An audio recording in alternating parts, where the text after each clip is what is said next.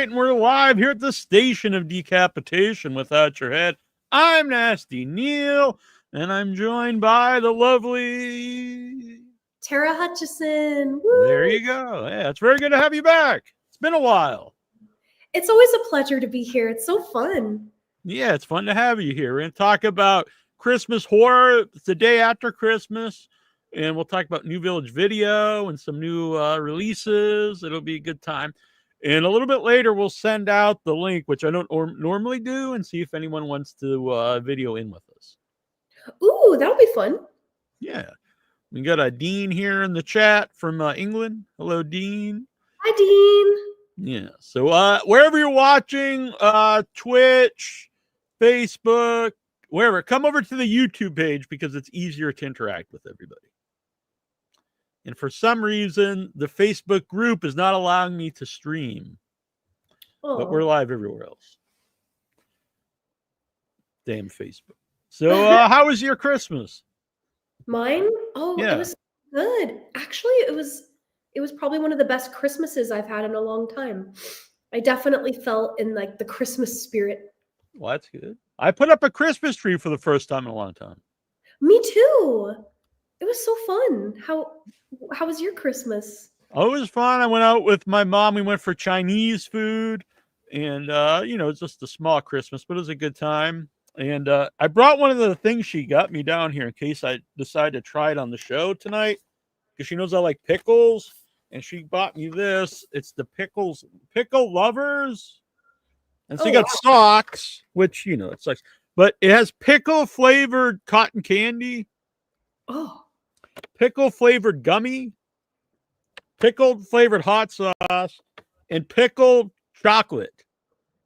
Pickled chocolate? Pickled chocolate. Now, I don't know about that pickled chocolate, but I figure when I try it, I should try it live on video. You should. I would share some pickled chocolate with you, but thank you. It sounds delicious. It does to me. I don't know if it sounds delicious to everybody. But it sounds delicious to both of us. Techies is here too. Big up Neal and Tara. I like that. Hello. Thanks for being here, everyone. Yeah. Hit the like button, subscribe. All that stuff. Send us candy. Yes, I like that. You're thinking of the gifts. Christmas is over, but you don't have to, it doesn't mean you can't still send gifts. Yeah, send all the gifts all the time. Exactly. Yeah, I'll put my P.O. box up later on. So, tell us some new stuff going on at New Village Video. Now, first of all, for people not aware, what is New Village Video? So, New Village Video is a online rental store that specializes in alternative information and alternative entertainment. So anything art house, grindhouse, and like indie genre films. So a lot of the films we have usually aren't shown other places because we like to keep the artistic integrity of the directors. So things that lately, especially, people have had to cut things out for Tubi, and we leave it in because that's their film. So that's New Village Video, and now we sell physical media. So we still sell DVDs, and then soon we're going to be selling a new magazine that we're working on called Grind Queen. Really? I haven't heard about this. You haven't heard about it? No. Oh man, I've been working on it for literally 2 years. So it features like interviews and fashion editorials and articles that are kind of like, do you remember those like underground like punk zines from the 90s? Yeah. Like Answer Me. Well, maybe not as bad as that one, but like just like all these different zines where it's just very unapologetic, weird, crazy, a lot of photography. But this one's going to be in color, full gloss, and then have I love this idea, and I would love to help out in any way. We'll talk about it on the show, and I'll send in silly or whatever if you would so desire. Yeah. Yes, I would love that. Yeah, I just shot a couple editorials the past couple weeks for it. So yeah, it's gonna be really fun. Very just outrageous and grindhouse, and it's just gonna be a fun magazine. And we have a launch party coming up in February. Oh, And my birthday month. so Yeah. I'm gonna invite all the people who are in the magazine over to our studio, and we're gonna take photos and wear costumes, and it'll just be fun. That sounds great. Yeah. Where like so is it gonna where can people get it then? Will you like have it on the website? Well, and I know like will you have it like at like stores, like video stores or like record stores, that kind of thing? Mhm. Yeah, we're gonna have some like independent sellers locally selling it, but then we're gonna sell hard copies of it on newvillagevideo.com. And then it's gonna come out probably quarterly. So Perfect. we post some of the photos online, but then we have the more like what's the word? Um the like not edited, Right. The uncensored. uncensored, yeah, Yeah, like yeah. all That's the why I'm here. I know unscripted this word. ones Yeah. in the magazine. So Uh-huh. it's out of control. Like we're planning a shoot right now that's like a Barbarella inspired shoot, so it's just going to be wild, a fun magazine, just like physical media. Yeah. And yeah, I'm really excited. Thanks for asking about it. Course, and that's what keeps physical media alive. It's independent film, independent, artists. Oh yeah. Because there's not a lot of physical releases for a lot of the big movies, but things like the Once and Future Smash, they have physical releases. Oh yes, I would love to have that on New Village too. Yeah, yeah, we tried it. We'll set it up. We tried before, but yeah, Yeah, we definitely need to, because there definitely is a market out there, especially as more things become more censored on yeah. Well, Amazon and yeah. With our movie, it's been censored on Amazon. The Once and Future Smash. Oh, really? Yeah, there is one scene of full frontal nudity, male nudity, yeah, and it's not allowed on Amazon. Not What? me, but yeah, there's a That's so weird because like I've seen lots of movies that had male nudity on Amazon and they allowed it. yeah, it's probably like bigger movies because they've really cracked down on independent films having male nudity. Mm. Yeah, that's definitely frustrating, especially for independent artists. Yeah, But yeah, I could see like mark it as an adult or you're gonna be over 18 or whatever like that, but just not to allow it is kind of crazy to me. oh yeah, definitely. I'm sorry if you can hear the dog in the other room. Oh, that's She's a fine. monster. She's like the Not twerk, naughtiest little dog. Huh? twerk, not Tweak. twerk, tweak. Twerk is a totally different thing, right? Work the dog. Yeah. Dreamscape Productions. Question for Tara: does New Village Video have an app for smart TVs? Oh my gosh, what a good question. Thank you so much for asking that. We're working on it. Definitely. Just got to find someone who knows how to write it, the code and everything for Yeah. it, but definitely we're working on it. So that you could stream these independent films. I mean, kind of like modern grindhouse, like there's not much of a place for it to go anymore. And we're hoping to be that place where Yeah, because Tubi for a while was like the go-to place for indies, and now they're, things are changing a lot for that, and some people think it's going to change, for the worse going forward. yeah, I hope not, because I still Yeah, like to watch Tubi. yeah, I do too. A lot of wild stuff in there, but we love New Village Video. Thank By the you. way, Dreamscape Productions, multiple time guest here on the show. Around the Decay is their newest movie, and they have a really cool thing. You can right now you can pre-order like a voucher to see it at the theater, and then you can use that voucher anywhere it's playing. And the idea is the more vouchers they sell, then more theaters will pick it up. Oh, really? Yeah, so I Wow. like that idea. I like that Just too. trying to That's get it. Yeah. Yeah, one thing we want to do like locally here in Arizona is find like a theater and throw like a bi-monthly or once a month like double feature night where we feature movies that are on New Village. And then I would, sell Grind Queen there and have like independent sellers selling their clothes or whatever, but it's just kind of like to get all the people who like all the crazy stuff, Yeah. like a in-person place to come together, kind of like all the stuff you have out in the East, like Yeah, we have a couple theaters that show like cool old stuff or weird or independent stuff. The Coolidge Corner Theater, they do midnight movies every weekend.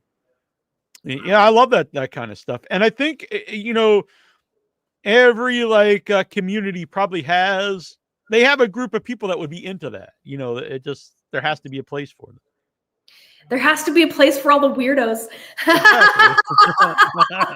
Exactly. Like right here. Yeah, yeah. I look at movies and someone's like, "Oh, watch this horror film." And I'm like, "It's PG-13. I'm not watching that."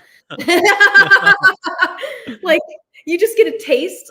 Once you go, Yeah. grindhouse and exploitation, it's hard to go back Yeah. because everything is so boring after that. Because I can predict what will happen next, but films that are more extreme, you never know. Sometimes it can just take you off guard, and I like that kind of entertainment. Yeah. Yeah. Coolidge, where Annabelle and I are going to go to the midnight showing of New Year's Evil this Saturday. That should be a good time. Is that a new film or? No, it's from 81, maybe. Let me look up the year, but it's an 80s slasher film, New Year's Evil. I love the theme song. I probably can't play it on here. I'll probably get copyright strike or something. 1980. Yeah, it's a fun slasher movie, and so they show almost everything in 35 millimeters. So that'll be a fun time. Cool. That sounds so fun. Yeah.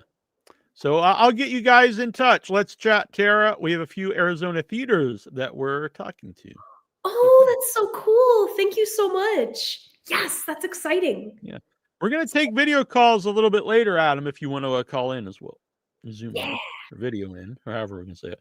So we each have a list of some of our favorite Christmas horror movies. Yes. You want to go over it. So you have a top 6, right?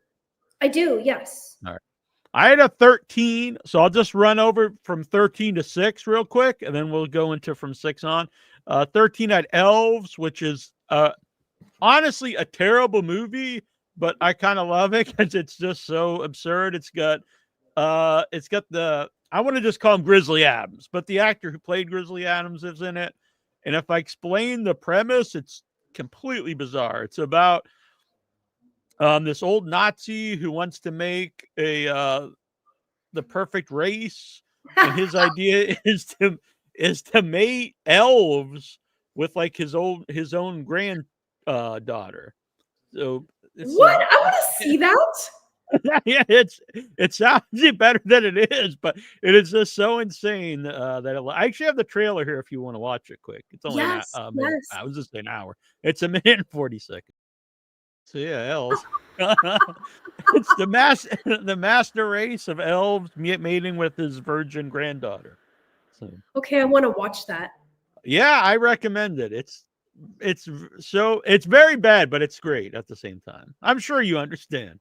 Oh yeah, which basically means it's extremely entertaining. Exactly. And I think they only had one arm because you only ever see the one arm from the elf throughout the movie. So I don't think they had a whole elf like that they could use. You see the head and you see one arm, which Where can I watch that? I've only seen it on YouTube. It must be out about somewhere though.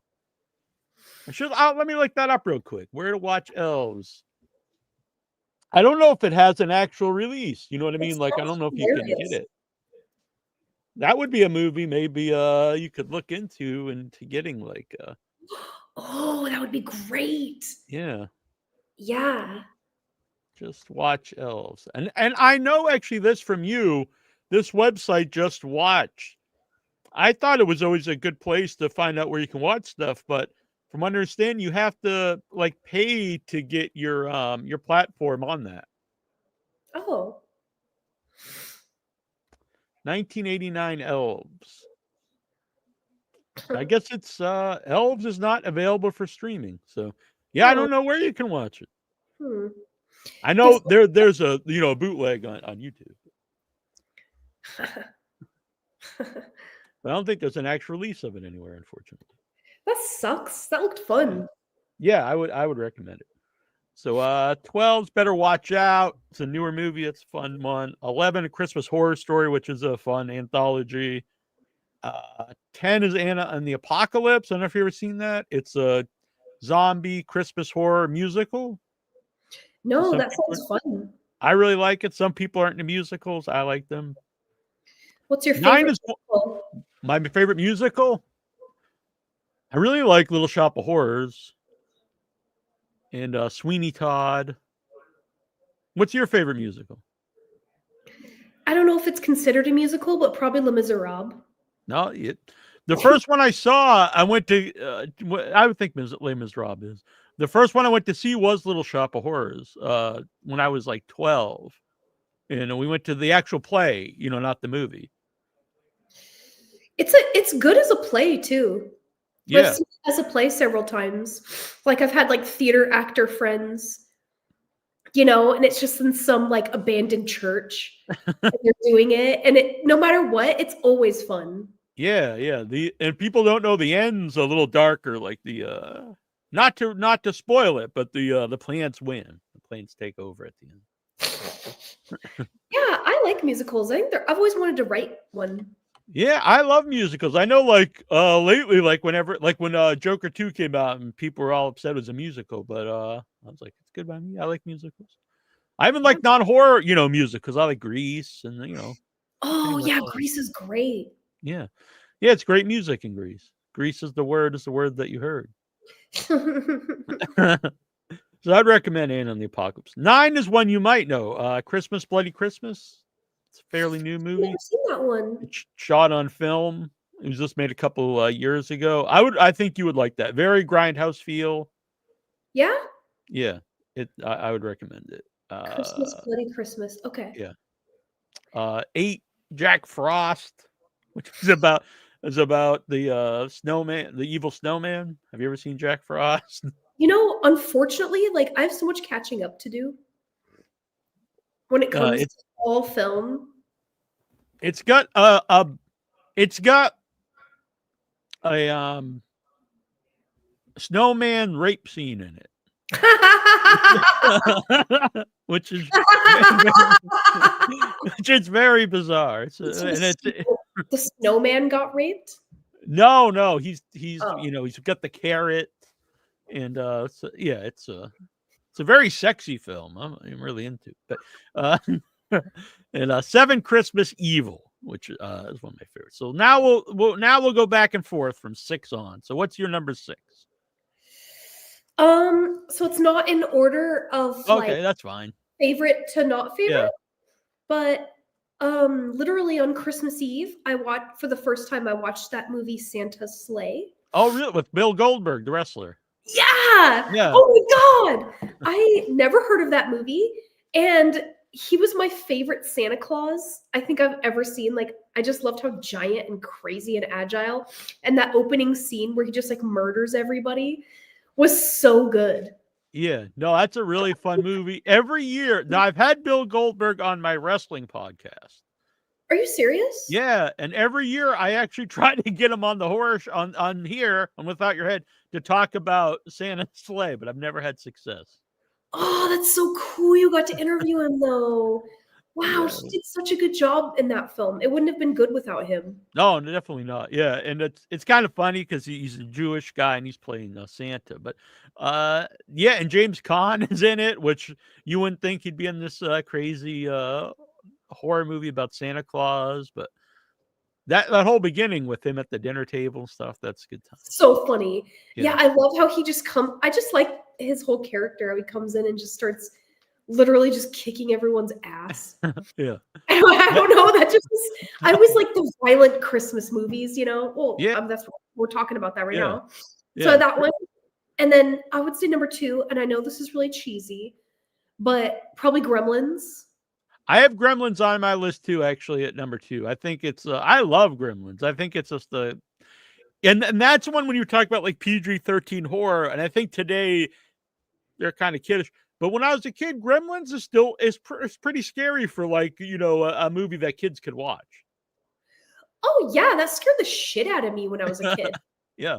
Like, are you kidding me? That movie's actually I tried to show that movie to my stepdaughter probably when she was like 8, and she was just like, "I'm done."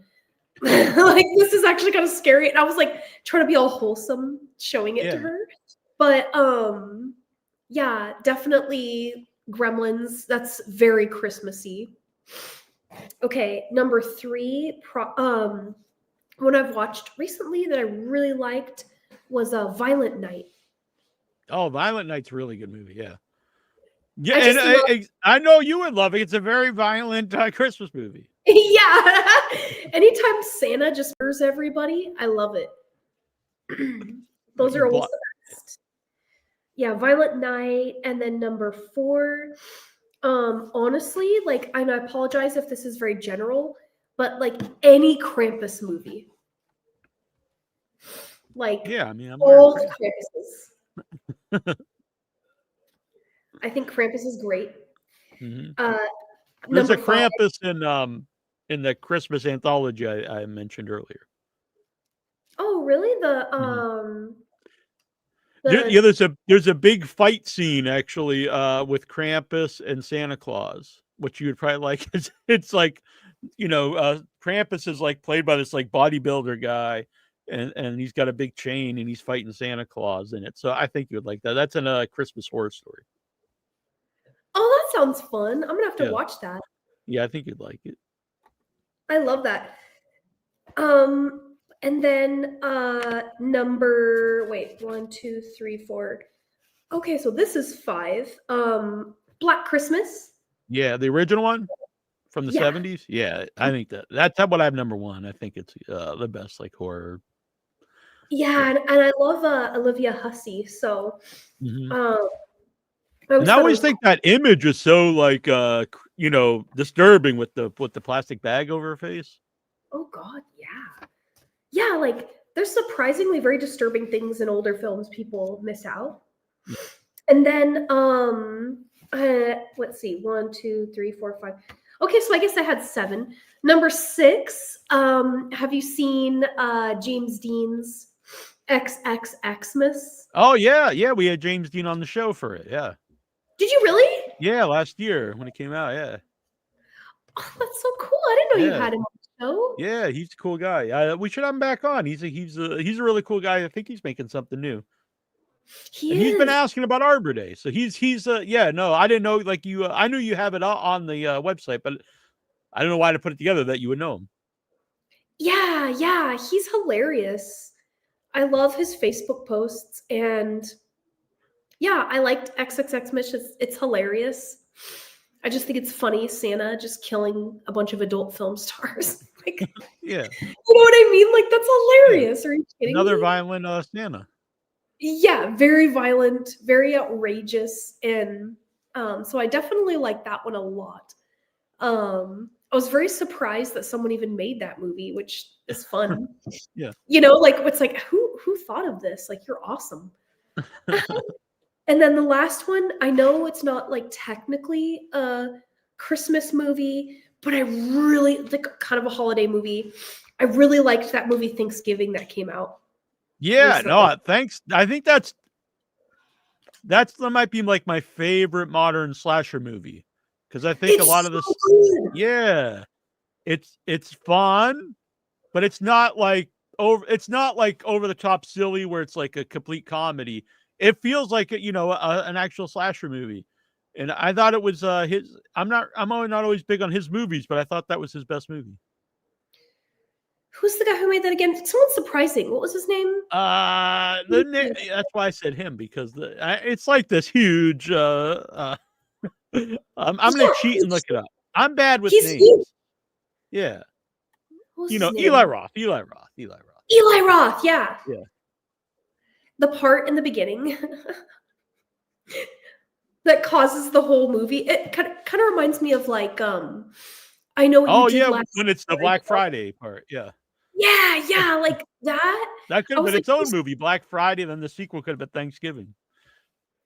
yes. Like when I first watched it, I was like a little skeptical, with the characters, and I'm just like, Because I okay, thought it was gonna be like a typical like like a mainstream slasher movie, but it's not. It's super funny. The kills are really creative. It's a good movie. I loved it. Like, Yeah, honestly, I want I to had own it that. in my top films that year. It was number like 1 or 2, I think. Oh, it's so good.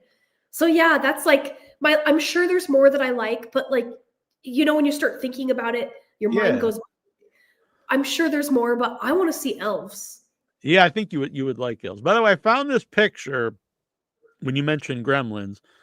So I went out with my friend. It was the first time we went out, and she had never seen Gremlins or ET, and we went to see a double feature. And so I dressed like an imbecile, like I normally do. I've got a crocheted Gremlins hat and a Gremlin sweater, and then this website took a picture of us afterwards. So I think it's funny that it's been immortalized on this website while I'm dressed as a Gremlin. So That's so fun. yeah, It's that fun was to in be a good. Boston. Was that? It's And fun she to had be a never good. seen E.T. or Gremlins. I was like, how can you have never seen these movies? Right? Yeah. There's something wrong with her. But yeah. I remember there was a girl I went to high school with who was like deathly afraid of ET. And I didn't quite understand how scared she was of ET. Uh-huh. So I was at a theater party, and for some reason I thought it'd be funny to go in the closet and pretend to be ET. And she started like bawling, crying, Oh, and, wow. and like she freaked out, and I felt really bad. It's not funny, I'm sorry. But like I didn't mean to scare Well, it her. is to me. But yeah, no, I'm sure it's very traumatic. I just didn't know people were that afraid of ET. No, me neither. There's a rumor or whatever out there that they were gonna make a horror sequel to E.T. where like he came back for revenge. Okay, that's freaking cool. I'd watch that. Yeah, I would too.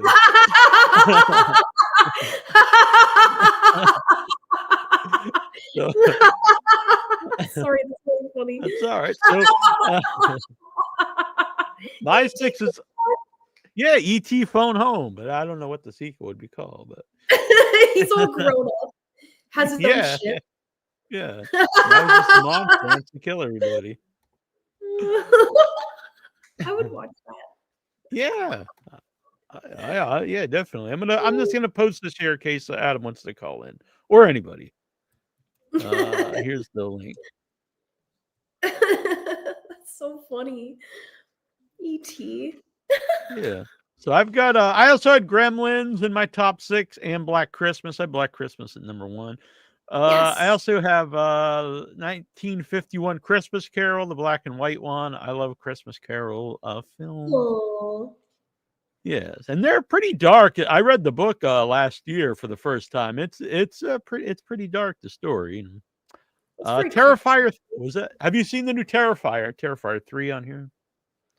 I've never seen any of the Terrifiers. Oh, really? Yeah. They're not for everybody. They're very graphic, which I know you're not gonna have an issue with, but I'm a fan of the Terrifier movies. What And do the you third like one's a about Christmas one. Silent Night, Deadly Night. Honestly, I feel like I should have seen it, but I don't think I have. Really? Yeah. So I like it. And why I have it on my list too is it's one of I grew up watching Siskel and Ebert, and sometimes I go and watch the episode on that because like they get so mad about that movie. They even put out like the producers like names on their show. Like Why? because they were like just so offended that someone made a horror movie where Santa Claus is killing people. And it's like and like they're almost in tears. They're so upset about it. It's very weird. But it makes me laugh. There's a whole double episode you should watch sometime. It's like in the mid '80s where they're so mad about the slasher genre, and it's funny to me how serious they take it because they're like, kids today are gonna watch these. It was right when like Friday the 13th Part 4 came out, I think, and like children, kids are gonna watch these movies and think this is what life is all about. And I'm thinking, who's gonna go watch Friday the 13th Part 4 and think this is what life is? What Yeah, kid has ever done that? yeah. Ever? Like, oh wow, life is Jason's just gonna come and kill us all or something. I don't. Or you wouldn't watch Jason and be like, "Oh, this is my role model in life. I'm gonna go live out in the woods with a hockey mask on." Yeah, I'm gonna go terrorize camp counselors. Yeah. So they were, and everything they had, everything was like phallic symbols, like everyone's weapons were really like their penises, like the machete, and I was like, you guys are really reading a lot into these movies, huh? They really read a lot into it. Sounds like Yeah. they had some issues. Yeah, I think I think they were, yeah, maybe they were getting a little excited themselves, and then they were upset, but They're projecting. right. So yeah, Terrifier 3. Oh, what's really cool about the Terrifier movies too. First one, super low budget, and so we had a lot of the people on right away because I was like, oh, this is cool. Then word of mouth, they became really big. Second one's a little bit bigger, but still, like, I think it was 200,000 or something budget, and went on to make like $10 million at the theater, which is huge for Oh something wow. that relatively small. And I really think that's helped independent, not everyone, but it has helped independent horror movies at least get like their foot in the door with a theatrical release. And then this third one's made over 100 million, and it also pretty low budget. So these have become really big. So it's good I for all think those it's guys. cool. I do know that the director is was Damien Leone. like a yeah, like didn't he do all the special effects, the makeup effects Yeah, for he's it? a makeup artist, and he does makeup for other stuff, and yeah, he does his own his own effects on the Terrifier movies. I've been seeing that a lot more lately, like independent movies being made by special effects artists, and I think that's so cool. Yeah, You know, I agree. Yeah, so yeah, I would recommend them. I like all three. I kind of like the first one the best. Some people don't like it because there's no real.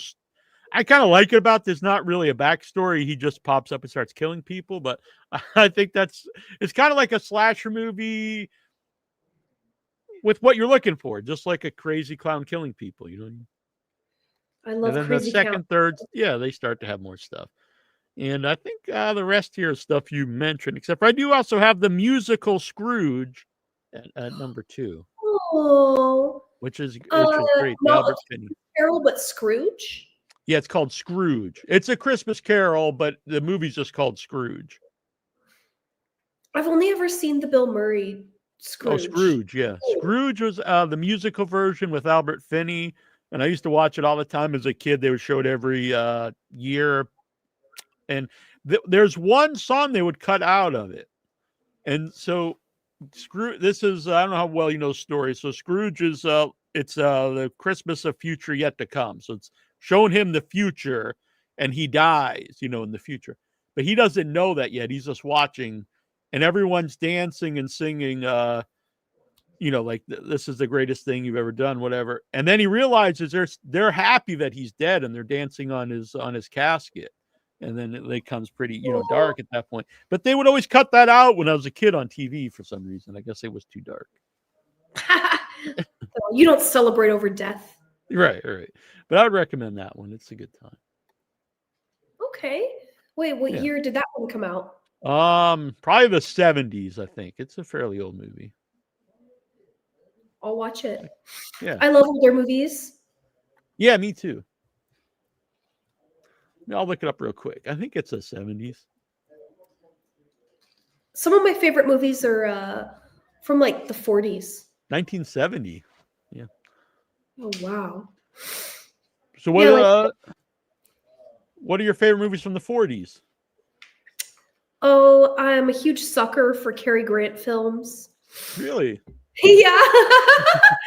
I love I like that because everyone does assume I only watch horror movies, but that's not true. I love all kinds of movies, but we happen to do the horror movie show.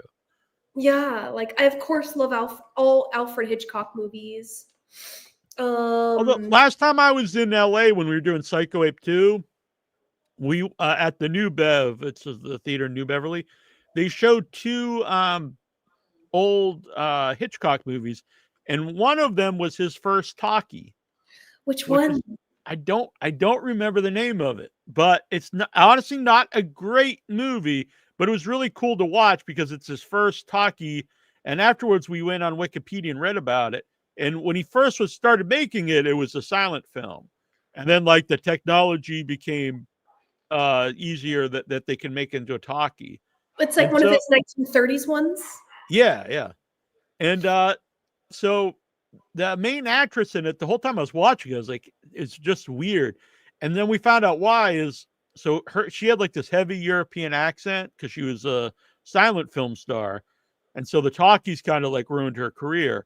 But so they were dubbing her, but how they did it for at that time is they had someone just standing off camera, and she would like mouth the words, and someone else would just talk them on. Hey, that's one way. Yeah, yeah. So knowing that, I was like, oh wow, it just made it so this is very weird, but it made me like it even more. Yeah, I love old films. Like I'm such a sucker. Like the Thin Man movies. I like Betty Davis movies. I like randomly, like I love, effed up horror films, but I also adore like Doris Day movies. Really, I like the contrast there. Yeah. I can't help it. I just think they're so fun. Well, it's like you yourself. There's like a wholesome element to you, and then there's the dark element to you. So yeah, I see that fits. Right? Yeah, I Yeah, think yeah. it's good. I think everybody has that. I think you have that too. It's like Yeah. you have your childlike side, and then you have like your devil side. And Right. and I think that's good to have that balance. Makes life interesting. Yeah, if either of us were just completely dark, it's like, well, I don't know about that person, but Yeah. Then it's like you're just getting into weirdness. yeah. But I think that's why we get along. I think so. Yeah, it's good to have a fun wholesomeness, and then you delve into like the darker arts. Exactly. The yin and the yang, right? Yes. So I do have some trailers here too that a couple you sent or one you sent. Yes. Yeah. Pull these Yeah, up the here. newest release for New Village Video. I Very did say exciting. about Triple Xmas too. We can play that real quick and then we'll go to the new release, okay? Yes. So here's the Triple Xmas trailer.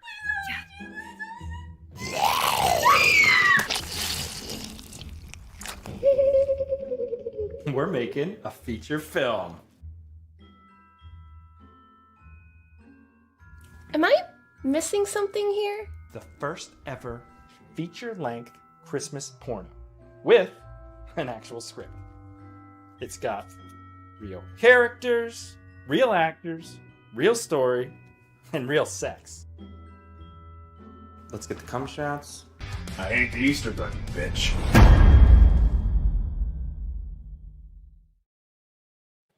There you go. That's a very fun movie, and you can check that out on New Village Video.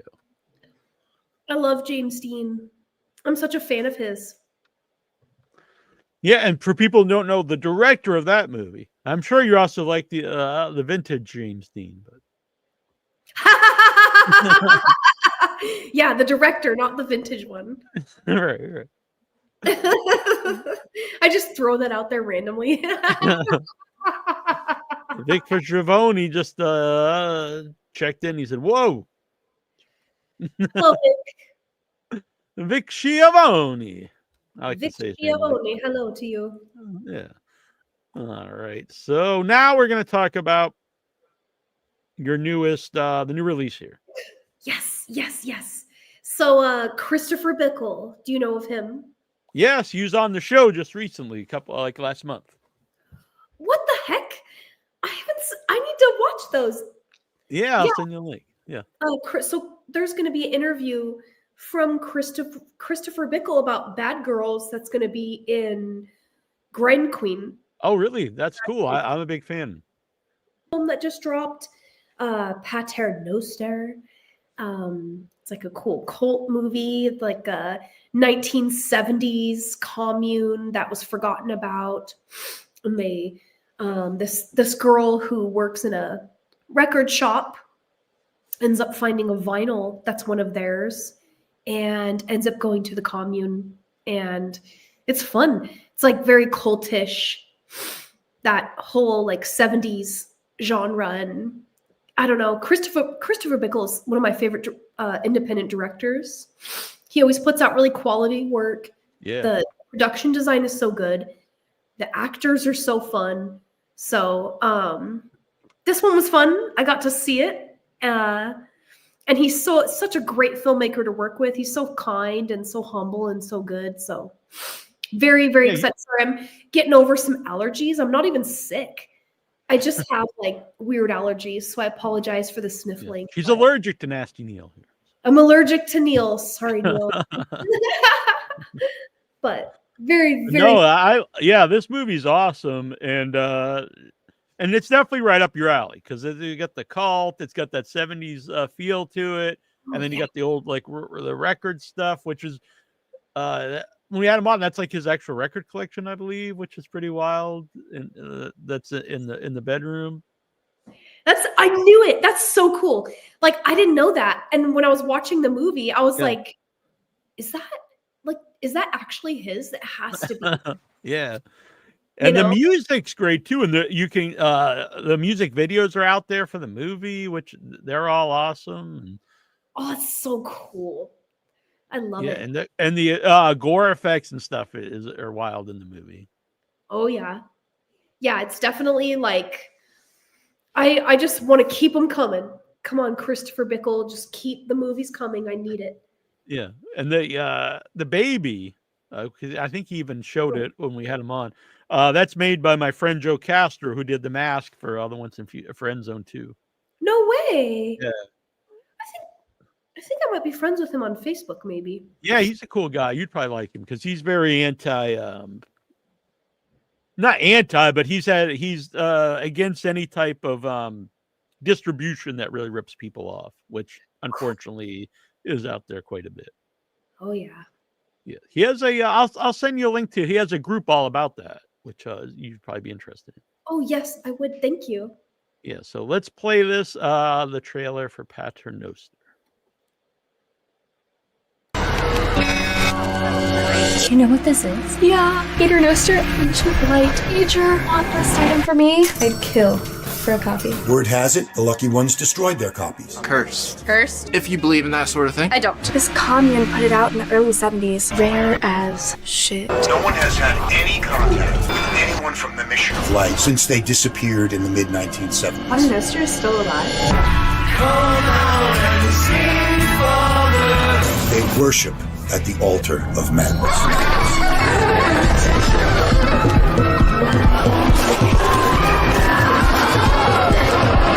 This isn't normal. Soon, you'll feel all of us inside of you.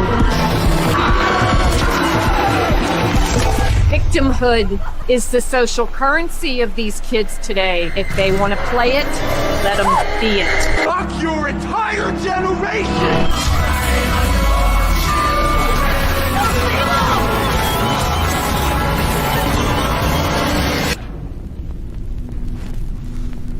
Fear is incredibly powerful.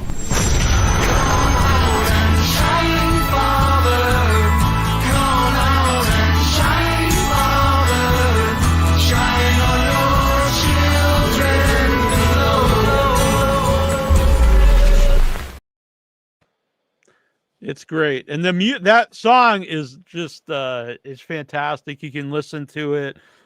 He's got a cool video for it, but yeah, I love it. I love it. I love how musically based a lot of his movies are. Yeah. He said he had all the music for made specifically for the movie, and yeah, you can buy the vinyl, the actual vinyl. Wow. How That's did I pretty not know wild. that? That's so classy. Yeah.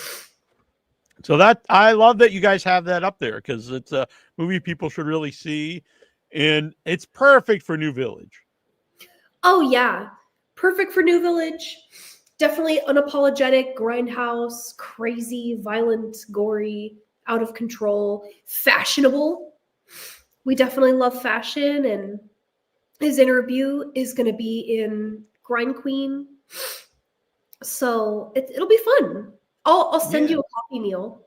I would love to. Oh, Yeah, and see? we'll definitely. I'll show it on the show. We'll put up a link and everything. Yeah? Yeah, of Yes. course. And then the Yeah. next issue, I would love to like interview you and talk about I how I would be honored. really you would do it. 100%. Yeah, I'd love Yes, to. I'm cool So with that. I'm gonna try some pickle stuff here on the show. What do you think? All right, let's do it. Pickle, which one? I'm not gonna drink hot sauce on the show. So we've got a gummy, chocolate, and cotton candy. I want to see the chocolate one. All right, gum. Let's see, chocolate. I'm just genuinely curious. Okay. And socks, but I'm not going to eat the socks. But I will wear these at some point. I will wear these in our interview. I will wear these socks. All right. So we got pickle lover chocolate. Looks like it's got like salt on there, maybe. I don't know. Let's find out. It doesn't. I assume it's pickled flavored. Yeah, it's just like a big bar of. Oh yeah, so you can break it into pieces. The back looks like it's good. It's salted.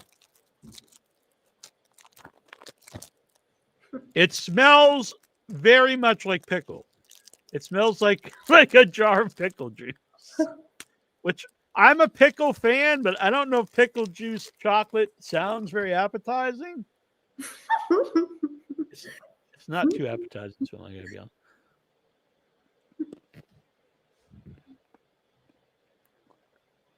It's very much like a dill pickle, but chocolate.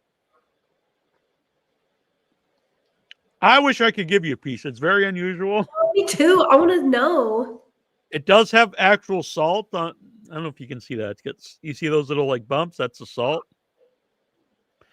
So it's salty, a little sweet, but also very dill pickly. I don't know. I think I kind of like it. Yeah? I am in favor of pickle chocolate. Okay. I didn't think it would work. And at first, I wasn't sure, but now I'm kind of sold on it.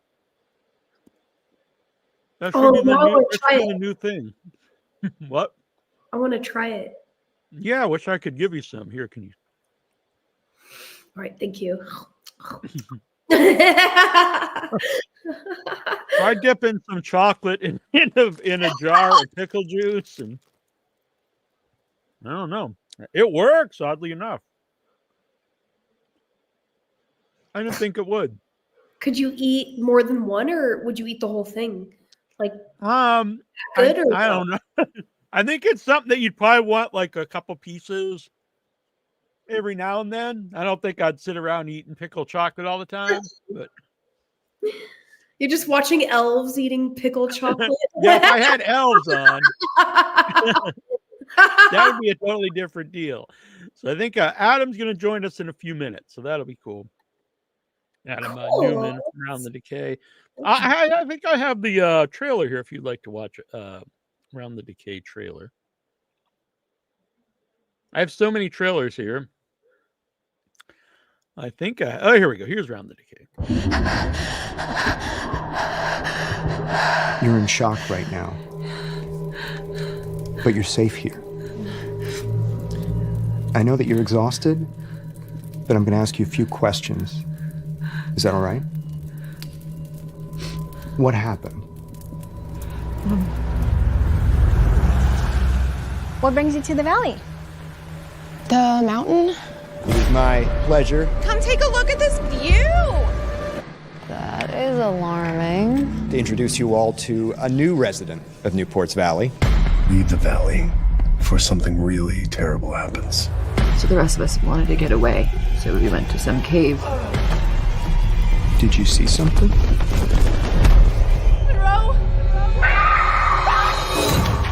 Why is she doing this? She's supposed to save us! What was that? Scared?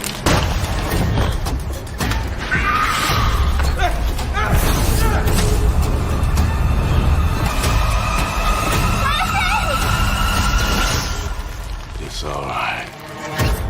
You can scream now.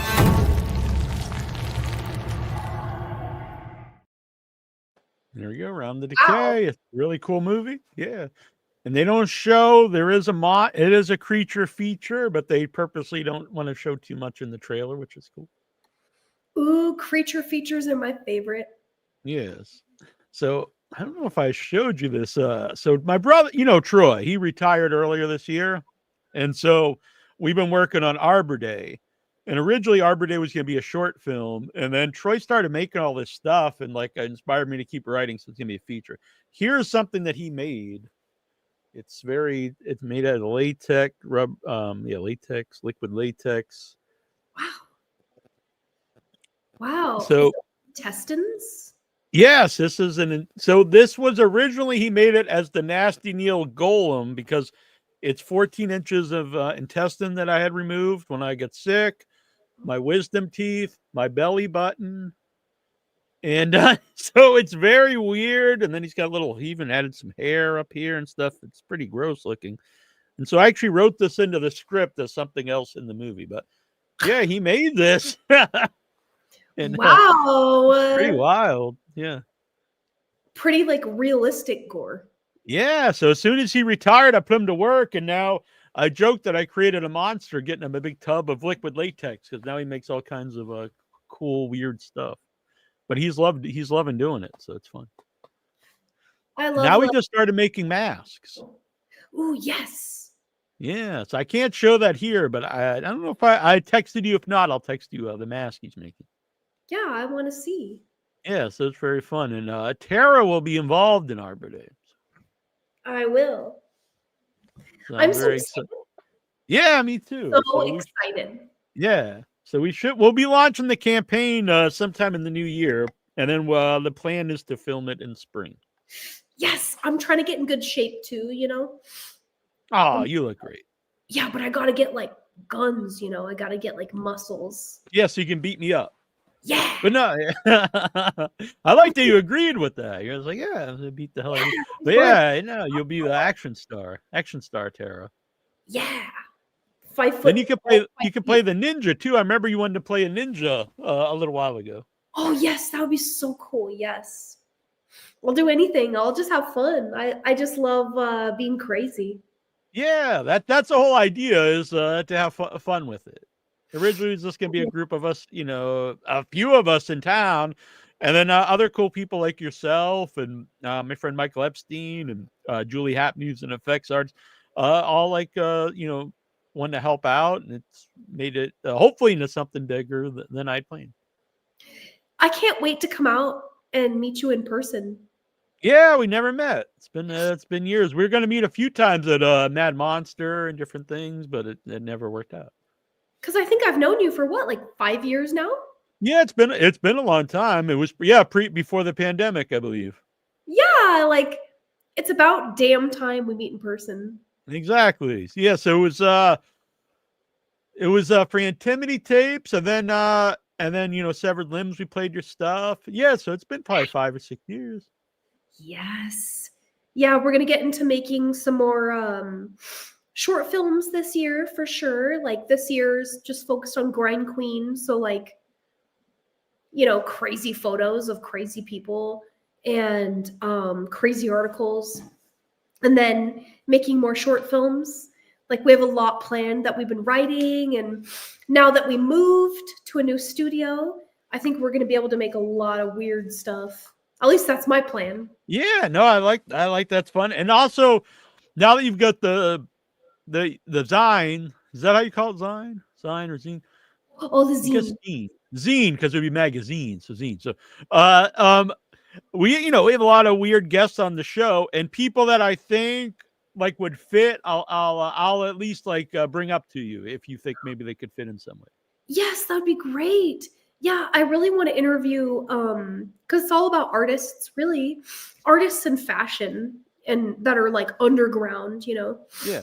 And so I would love to interview, I've interviewed goth fashion designers and musicians and filmmakers and stuff, and I would love to get you in there. But I want to plan something special for you. Oh. And that sounds weird.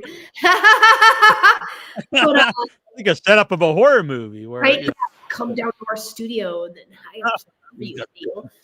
got- But yeah, you know, and I would love anyone who's on your show you want to send our way to just be like, hey, yeah, because I have an idea like what would fit in. You know what I mean?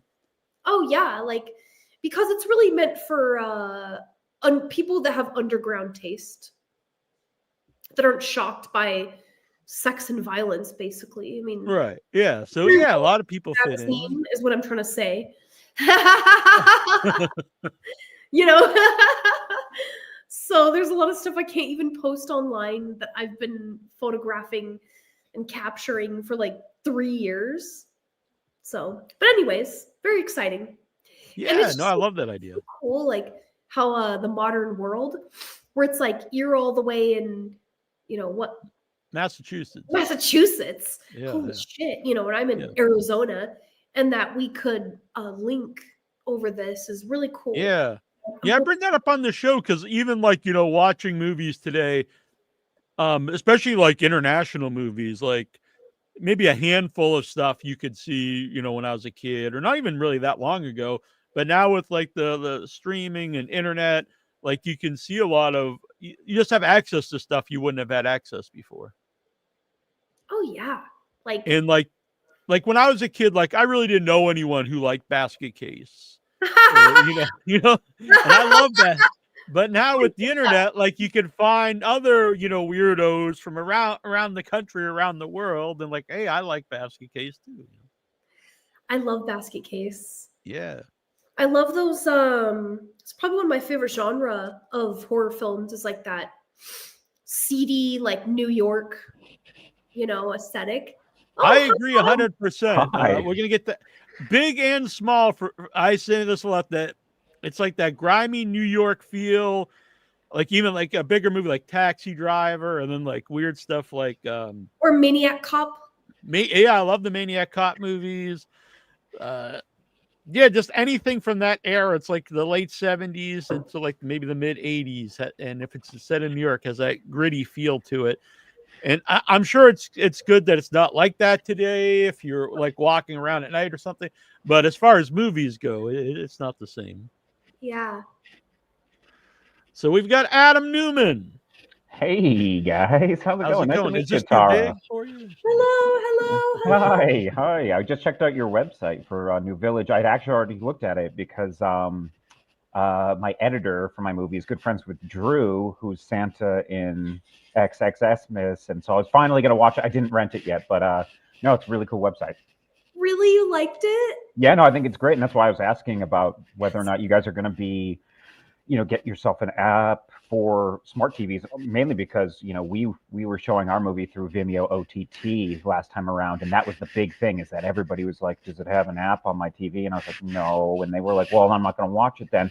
So I was just kind of hoping that you guys are going to get something like that, because I think it's such a cool idea, and it's like a modern take on like, you know, video stores, which is so neat, you know. So I hope that you guys can get that app taken care of, because I love the idea, and I was looking over all the movies and I can't wait to watch them all. Thank you. I'm so glad that makes me so happy. Yeah, of course. Because that's exactly what we were going for, is like the 80s and 90s independently owned movie stores that show independent films that, you know, other places wouldn't, right? Yeah, I mean, you know, I have so many memories of walking through. I think I mentioned it in the last show, Neal, where, you know, my video store was in Newburyport, and I remember just walking down the aisles. And Neal knows that I'm you know, I'm kind of new to horror. I was terrified, and I used to walk down the horror aisle and was just absolutely petrified of like the Silence of the Lambs cover, and I can't remember what it was. Dead Alive, is that the one where they're opening the mouth and there's a little monster in it?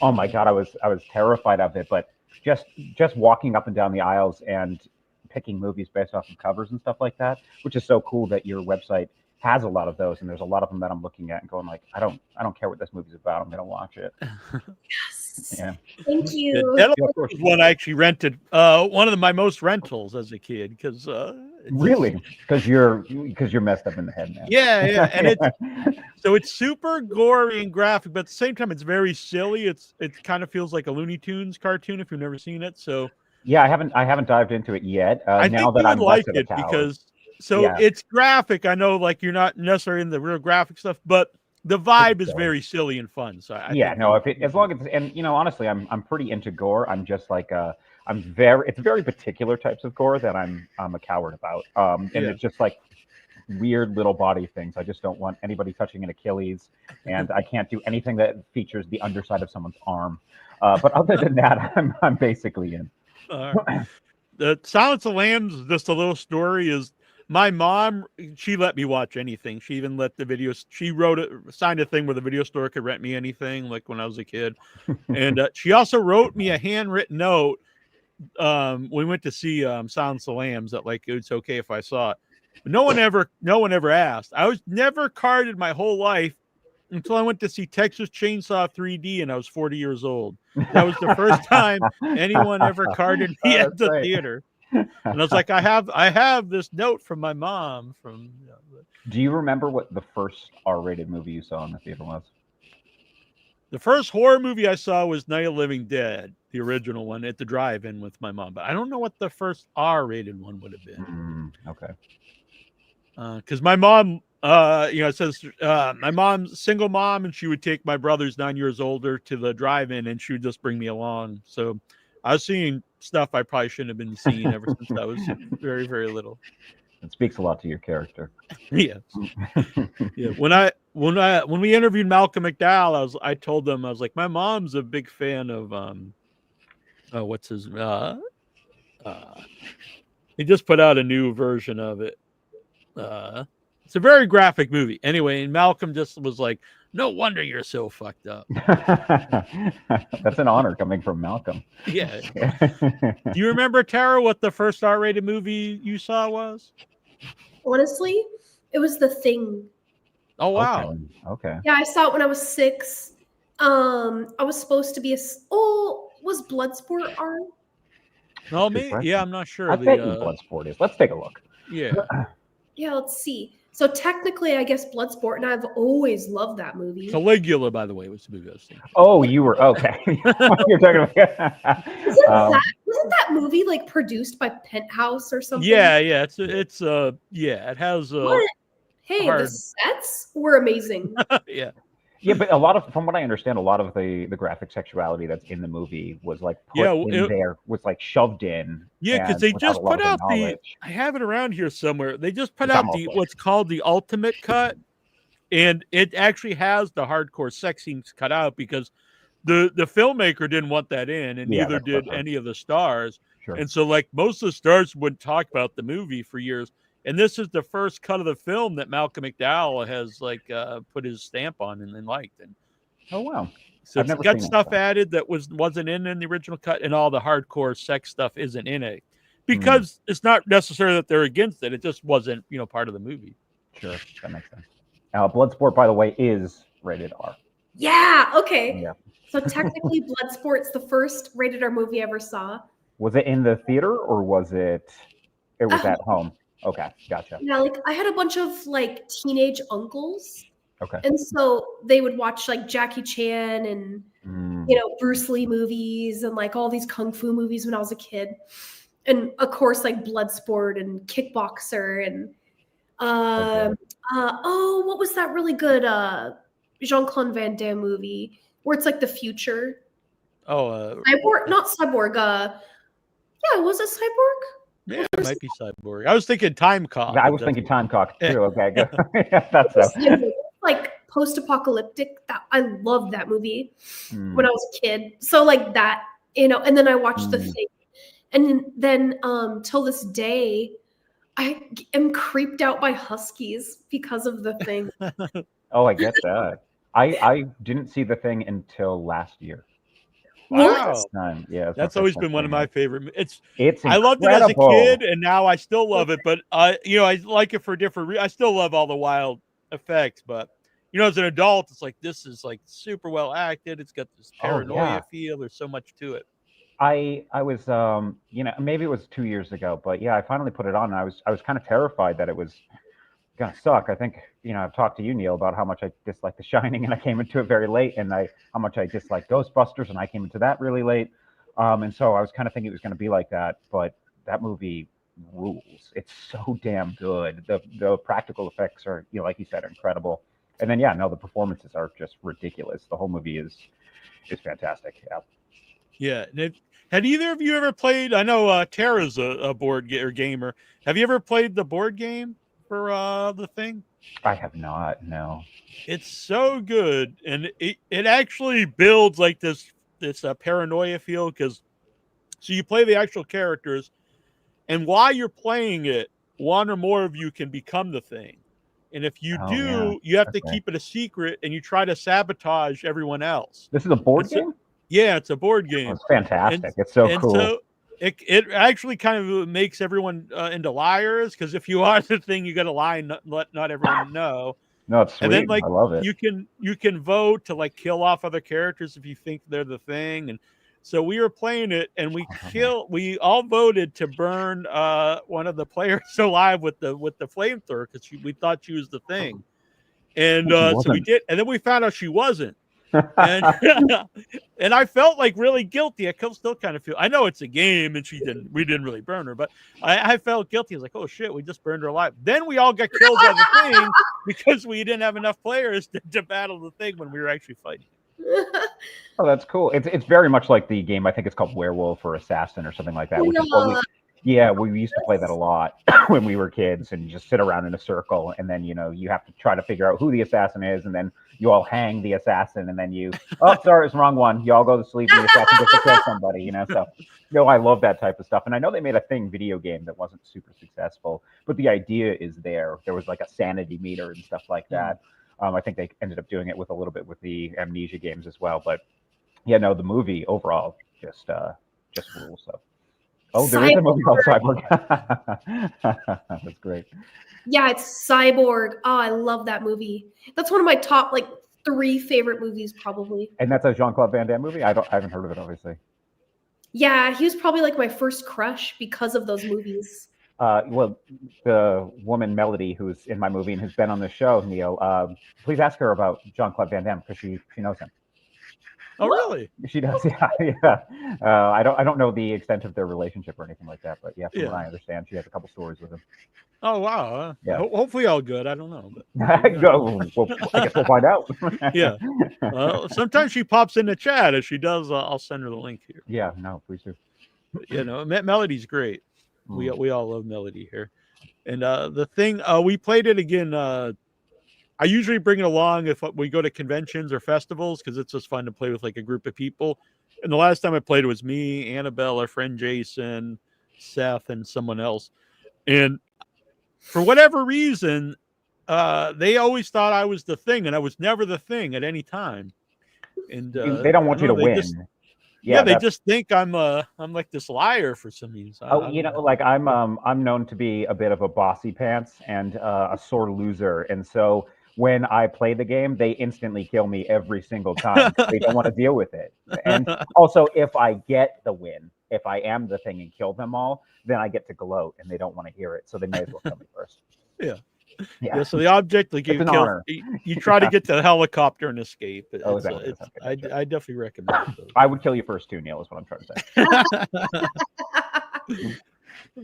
The Human Centipede. I don't know what that's in reference to, but I am a fan of the Human Centipede, and I know it's a weird movie, but so I have a sticker around here somewhere. I think I can't see it, but anyway, she doesn't like me to tell the story, but I met Annabelle through the Human Centipede. Really? You have told me the story. So I had interviewed Dr. Hyder, Dieter Laser, and I saw a painting of Dieter Laser on Facebook, and I replied like, "Oh, cool! I just interviewed him."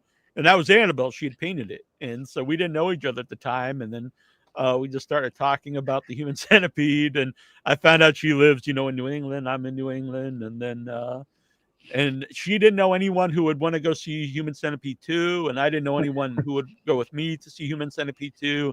And so like, well, when it comes out, we'll go see it. That'll be the first time, we meet for Human Centipede 2. And the rest is history. Right. That's actually how all friendships are made. That's how I met all my friends. Human Centipede brings people together. Literally, and yeah. But it's not it's not really a graphic movie, Human Centipede. It's really it's all in your mind. Not the first. The second one's very graphic. I've heard that. And the third one to me is basically an unwatchable movie. But the I do like the first two. I'm not a big fan of the third. But when you say all, unwatchable. Yeah, I was just about to ask. I just think it's a bad movie, but I have theories on it. I honestly think it was made to be bad because, in my opinion, because the first two are good-looking movies, they're shot well and everything. The third one is not, and I think in my opinion, the third one is he's making it's like a commentary on an American big budget remake of a foreign film. So it's got it's bigger. It's actually not artistic. Like all the shots are just like, boom, you're just right there. And everyone's yelling. So he couldn't put a lot of explosions, but I think that's the metaphor for explosions. People are yelling. Now I told this theory to someone in the movie. I won't say who. And they were just like, Neal, I think you're giving him too much credit. It's just not. But who knows? That when we went to, I won't say. So we went to see the premiere, and Akihiro Kitamura, who's the Asian guy in the first one, and he's in the third one. We saw him after the movie. And we're like, "What did you think of that movie?" And he just went, crazy movie, man. Crazy movie, man. He looked completely shell-shocked. But, that's fun. But the first one's really just like a typical mad scientist movie, only about sewing people ass to mouth. But it's set up it's like a storm, and these two girls are lost in the rain, and they happen upon this mad scientist house. It's really set up like a typical mad scientist movie. I'm in. I like mad scientist movies. That's why I like Alien Covenant. So okay, I need to I'll have to give those ones a second. I liked Romulus, and I know some people aren't. I really like Romulus as well. Yeah, I thought it was great. I'm actually kind of surprised that there's so much negativity to it. Wait, so those are two separate films? Yeah. Romulus came out this year. It was 2024, and then Covenant was probably back 5 or 6 years ago, maybe something like that. Yeah, that was the sequel to Prometheus. Yeah. Okay, I need to watch those because I love Prometheus and I love Aliens. Aliens is probably one of my favorite movies of all time. Oh, same. It's probably my top 10. Yeah, Aliens rules. It's unbelievably good. Yeah. It's so good. But I just been taking my time watching these ones because I don't want any preconceived notions, I want to wait until it's just purely ingested, where it's well, if you like Prometheus, you should like Covenant. I don't know though, because I really don't like Prometheus. I tried it again recently. And then I did not, and I tried it again. I came back to it, and I was like, maybe I just need to give it another shot. It's been 10 years. I'll give it a shot. And nope, I still don't like it. But Covenant is. Covenant, I think it might be my second favorite Alien movie, next to Aliens. So no, I really, really dig it. And then I think the Romulus thing probably was, and I don't want to spoil it for you, Tar, but there is bringing a character back that I think that some people just find to be inexcusable, and I think it's dumb, but I can still enjoy the movie despite it.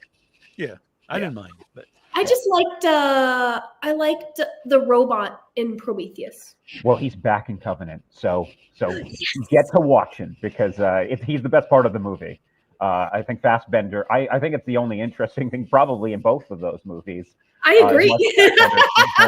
Yeah, because both Prometheus and Alien Covenant. I like it. Like I said, I really like Alien Covenant. It's stupid. It's a stupid movie. I just think that you get two Michael Fassbender performances, which is better than one, and so it is. And the movie doesn't really take off until we get David back again in the movie, and that's when it really takes off for me. I'd say check it out. They're all on Hulu right now too. Even Romulus. Sorry about my dogs. That's all right. Yeah, but yeah, you should check out Romulus. Is more of a sequel to the original Alien movie, or the Aliens, I guess. But yeah. Yeah, I love that whole universe. Yeah. Yes. Yeah, I actually like part 3, which a lot of people don't like Alien 3. I think it's good. I liked it.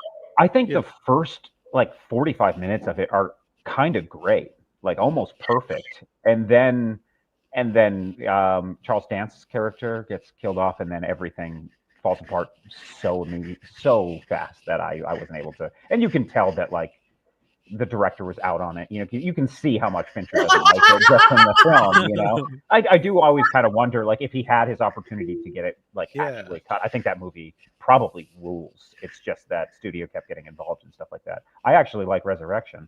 I'm not a big fan. I haven't seen it since it came out. I wasn't a fan at the time, but sometimes I watch stuff, again, and either I like it a lot more or I don't like it as much. But I did the same thing. I kind of saw it on TV and I'm like, this movie's stupid. And then I watched it and I said, oh, it kind of feels like a rough draft of, I don't know if you're a big Firefly fan, but it really feels like a rough draft of Firefly because it's a Joss Whedon written script and you have almost all the same type of characters. And so, even you look at Sigourney Weaver, who can, kick ass, and because she's this weird clone, she's kind of like River and, Serenity and Firefly. You can kind of go and watch it just with that knowledge, and you might like it a little bit more. That's how I was able to like it, at least. I love Firefly. I do too. Obsessed with it. So good. And I liked Serenity too. I was just sad that the series had to end so early. I don't want to go into it. I'm sorry. No, but I want it back. Love that show so much. I really wish that I wish that Serenity didn't exist only because I wish that we could keep the other characters alive and keep the show going. I know they said they had material for 6 seasons, but it's a shame. It's a shame. It really is, because it's one of those shows that I always go back to. Isn't it because they played everything out of order? They originally aired it. Yeah, Fox threw it on, and they played the second episode first, and the first episode 7th or something like that. It was one of those things that they just threw away, and I don't think they quite understood how to market it. I mean, I don't think anybody does, because right now, what movies or TV shows do we have that are like Firefly? There's almost nothing. I think that the space western, unfortunately, just because people are terrified of it, has kind of died. And I'm obsessed with space westerns. I've been writing one for years, and so I want them to come back. And I keep thinking I'll be the one that starts it. But I don't know what it is about it. For some reason, they just they can't stick, and maybe it's a marketing thing, or maybe there's just not an interest. Don't give up, Adam. Don't give up. Please do it. I'll always be writing. Make it so I can ingest it and watch it. All right. I'll get on top of that. I love space westerns. Yeah, same here. Same here. Yeah, absolutely. Or space westerns / space operas, the big thing. That's why I like Star Wars and stuff like that. Yeah. So fingers crossed one day we can get something. Anybody can make something in that kind of realm again. Along those lines, what did you think of Solo? Because Solo is kind of hated, but I was a fan of Solo, and because I just thought it was just a fun movie. So I've gone on long rants about this movie. In that if it's not a Han Solo movie, let's just pretend his name's not Han Solo. Yeah. I'm kind of in. I hate that we had to check all the boxes. We have to do the Kessel Run, and we have to all the stuff that he's talked about in the other movies. But release Paul Reference. Bettany is so good in that movie. He's coming from another universe and showing up in it. Like I said, I just kind of wish you just called him something else. It's not a bad performance. I just don't think it's Harrison Ford's role. It's very difficult. Yeah, it had so much hate before it ever even came out, and then I went with my brother, and I just enjoyed it. I see what you mean. I just watch it this is a fun movie. Yeah, and like the whole train heist thing rules. That's so great. Yeah. Sticking Woody Harrelson in the Star Wars universe, I'm in. Give it to me. Amelia Clark playing, Kiera's more interesting in the movie than Han Solo was in the movie. Like I said, it just kind of feels like a very different movie where they had to hit some of the beats. So overall, I was like, oh, no, this is a solid film. In terms of the Star Wars films, it's It's probably like a middle of the Star pack. Wars movie without a lot of like this supernatural kind of stuff. Yeah, which I'm always for. I just like stop shoving Jedis down my throat. Like I kind of want them to feel special at some point, I get it; it's cool, but it would be nice to have some stories that are, and outside of that, And we don't need to. Not that that's in Solo, but there has to be some other weapon besides the Death Star. Like, do they have to build the Death Star in every Star Wars that's ever existed? I mean, I will not make. I won't. The sequel series. I will stand up for one of them. It's my favorite Star Wars, but they do kind of do the retread thing where they're like, oh, Starkiller Base. It's just a bigger Death Star. Come on, man. There's other weapons in this universe. Yeah, there's got to be some other. Exactly. That video game that came out with, you just mentioned it. What's his name? Starkiller? Oh, what is that? What is the name of that? I never played it though. I know what you're talking about though. His character's so badass. Like I always They wanted did to. two of them. They've been talking about bringing him into the universe. Yeah. The thing is with like Star Wars now, I'm so out of it though. It's so tough to keep up with what's going on, and like the TV shows started confusing me, and I also really don't like them. So like the Mandalorian, I'm the only person that didn't seem to like them, and then the Boba Fett one is rough. It's a rough movie, a rough show. And then I watched all of The Acolyte for some reason. I guess I like pain. Yeah, no, I don't know. Well, I went into Mandalorian not wanting to watch it because I was like, screw this cute baby Yoda. But then I watched it and I was like, oh, I like this. I only saw the first two seasons. So. It started to turn into that thing. I'm one of those people that anytime I feel that you're being like slightly insincere or inauthentic, I'm like, you're a fraud. And so I kind of did that with when they started cramming. I hate weaponized nostalgia, and whenever I like sense it, and the first season doesn't do that. I don't really love the first season, but then when they're like, hey, let's bring in Luke Skywalker and let's bring in Ahsoka, and it's like, okay, stop. Like I get it. You watch Star Wars before. Look at this. You remember this. Yeah, exactly. Like it's cheap. It's really cheap to me. It's like you're drawing on something that I felt back when I was a kid, and you're just using the image of it to draw out a cheap emotion from me. So I typically will turn on something like that. In Star Wars, I mean, all of these things are kind of like a Star Wars and Marvel and all that type of stuff. They do tend to go down that path, which is why I get angry at it. Yeah, there's my rant. Yeah, no problem. I think you really like Dr. Sleep, but I felt that was a problem with a lot of it was like it was so much like, hey, you remember this ghost? You remember this scene from The Shining? So I'm kind of like I'm up and down on Dr. Sleep as well. I like it more than I like The Shining. I think it's the thing. Dr. Sleep is like so close to being good, but you're absolutely right. Every time it's about to get really good, it trips over the nostalgia. It's like I don't need to see. I really don't like that scene that takes place in the bar where they kind of like create Jack Nicholson. And it's you can't recreate Jack Nicholson. It just it comes off like a Saturday Night Live skit or something. Yeah, absolutely. And so I think that it does that. You're right. Like really the Ewan McGregor of the movie is the weakest part of the movie, unfortunately. Being the son, like having to have Jack as his dad.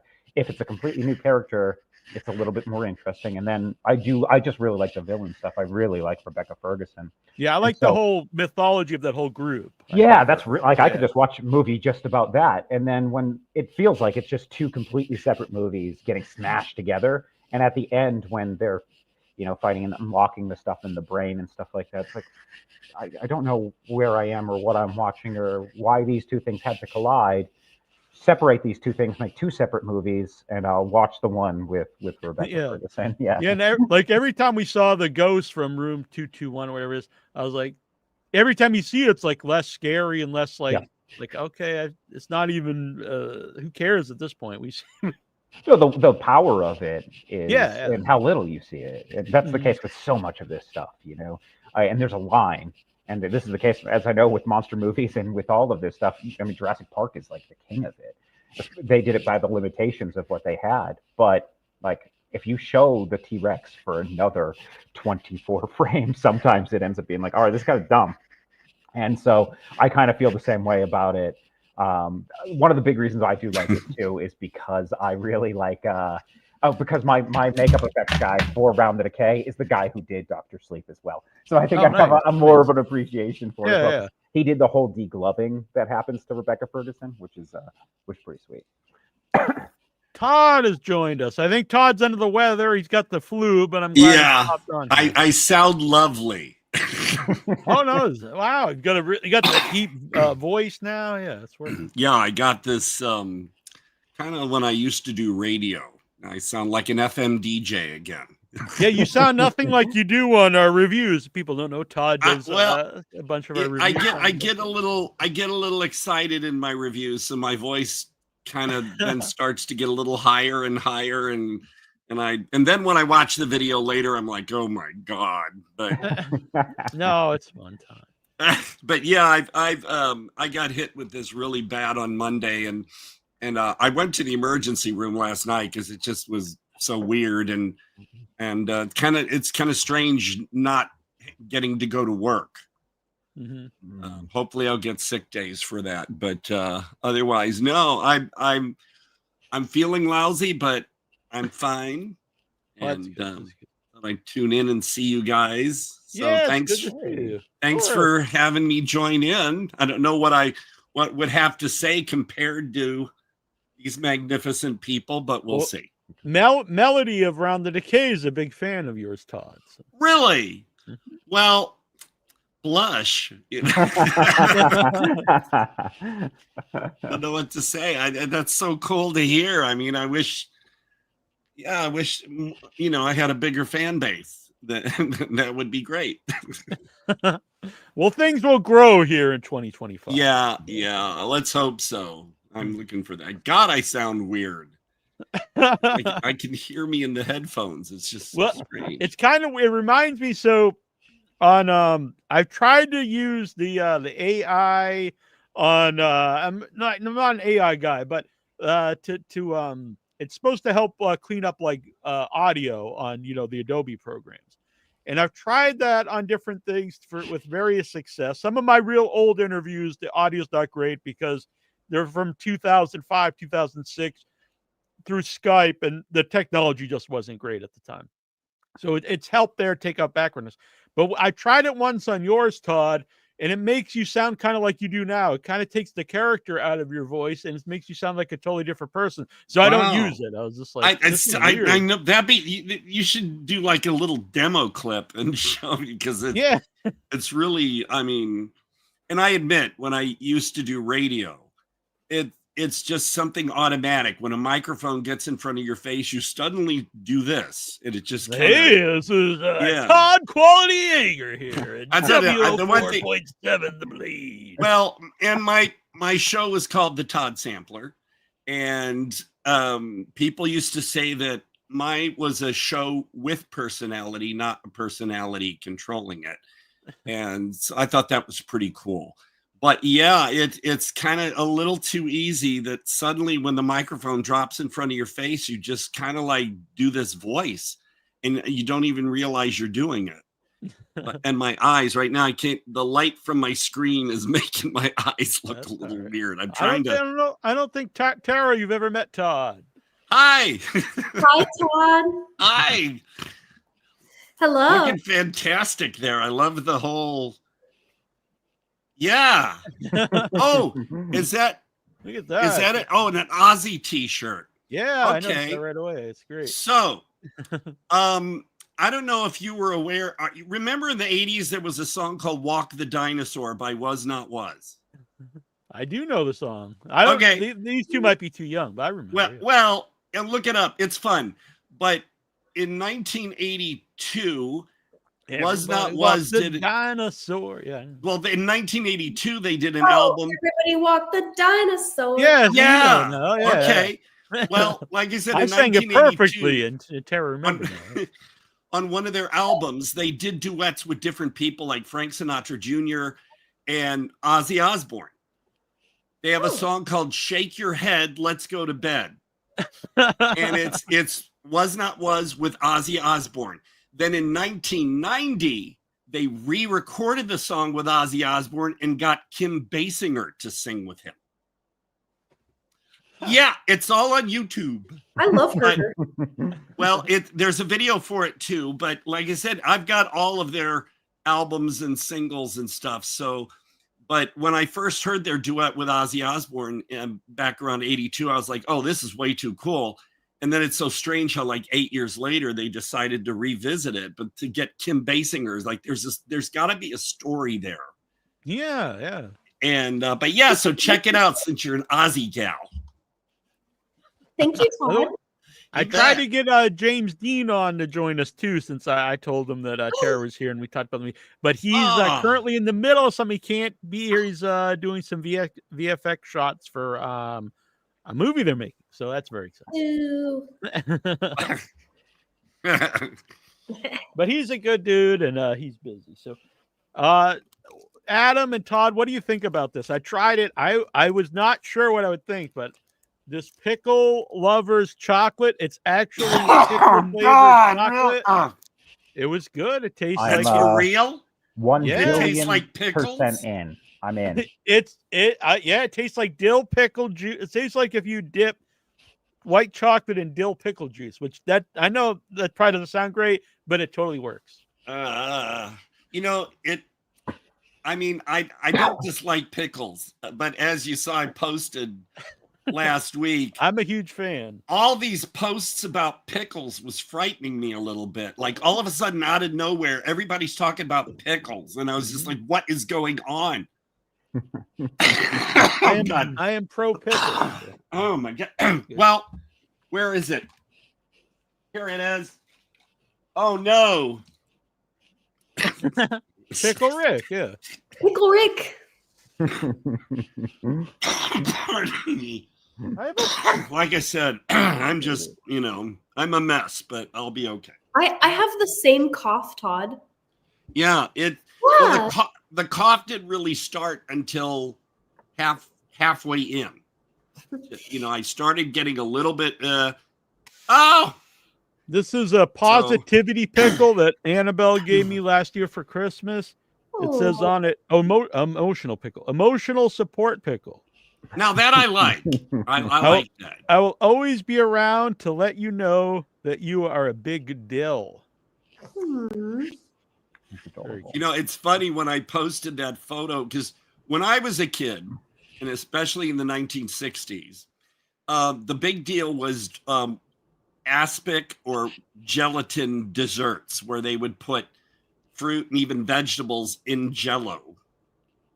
And you just make all kinds of really scary concoctions, and they were for real. So when I posted that one where somebody had like a slice of pie, but it was gelatin and it had pickles and meat in it, and yours and Annabelle's reaction to that was teary eyes.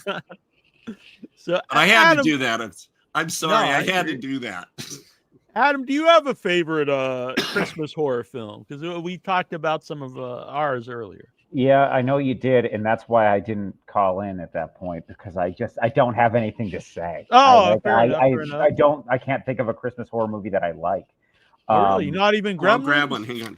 Oh, this is the fun one. I remember you said, they hadn't seen E.T. or Gremlins. I have seen E.T., but I was very young. I couldn't tell you anything about it. And I really, really do not. I have not seen Gremlins. So. Really? Oh, I think you would love Gremlins. Honestly. Yeah, I've been told I would, and my editor Topher is always trying to just get me to watch Gremlins 2. Because he loves that movie, and so I feel like I have to see Gremlins first. Yeah, Gremlins 2 was a good Nintendo game. Well, now I got to play it. I got to play it. It was fun. It was fun, but I guess if you can have the compatibility, you can hunt it down. But I did enjoy that one. I'm not a big Christmas movie in general fan, and I'm also a stickler for what is a Christmas movie.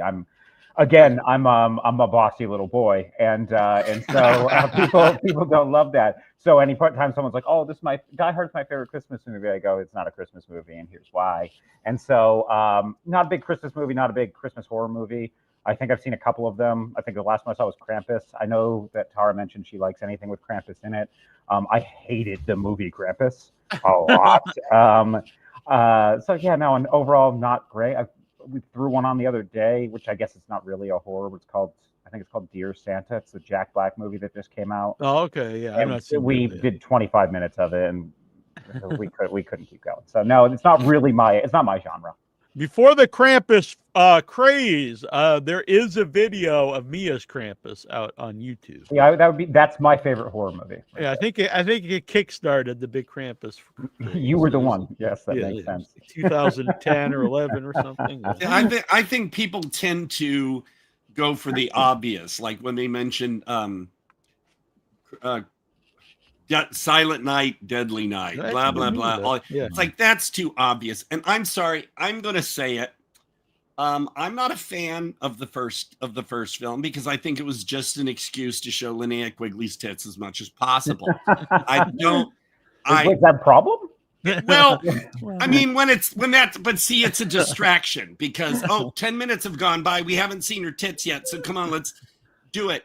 I mean, I wanted more scares. I loved her. I love her reaction. And it just, the sequels were kind of more interesting to me because they were just like off the rails. You know, Mickey Rooney, for Christ's sake. It's fun. I actually have that. I was saving some weird trailers of movies that I like, and I actually had part 5 saved on here because I think 5 is my favorite of the sequels.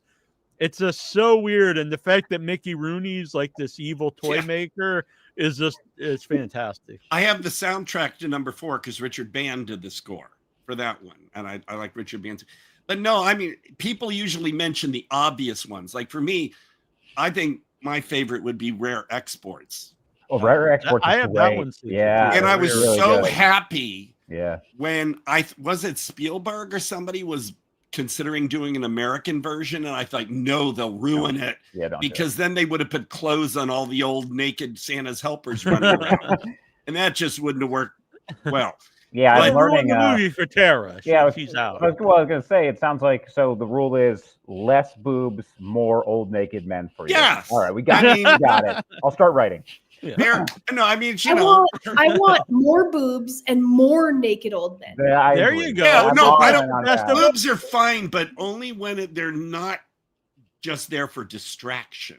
You know, because to me, I think that they do whenever a movie has a lack of true scares or substance, it's like, I'm sorry, the Friday the 13th sequels, it's like, well, we don't got much going on, so let's throw some boobs in here. And it just, after a while, I just kind of go, oh, okay, you know, it's like a drinking game. So but that's just me. I mean, you know, some people think I have this obsession about that, but it's just I've seen everything for whatever there is reason.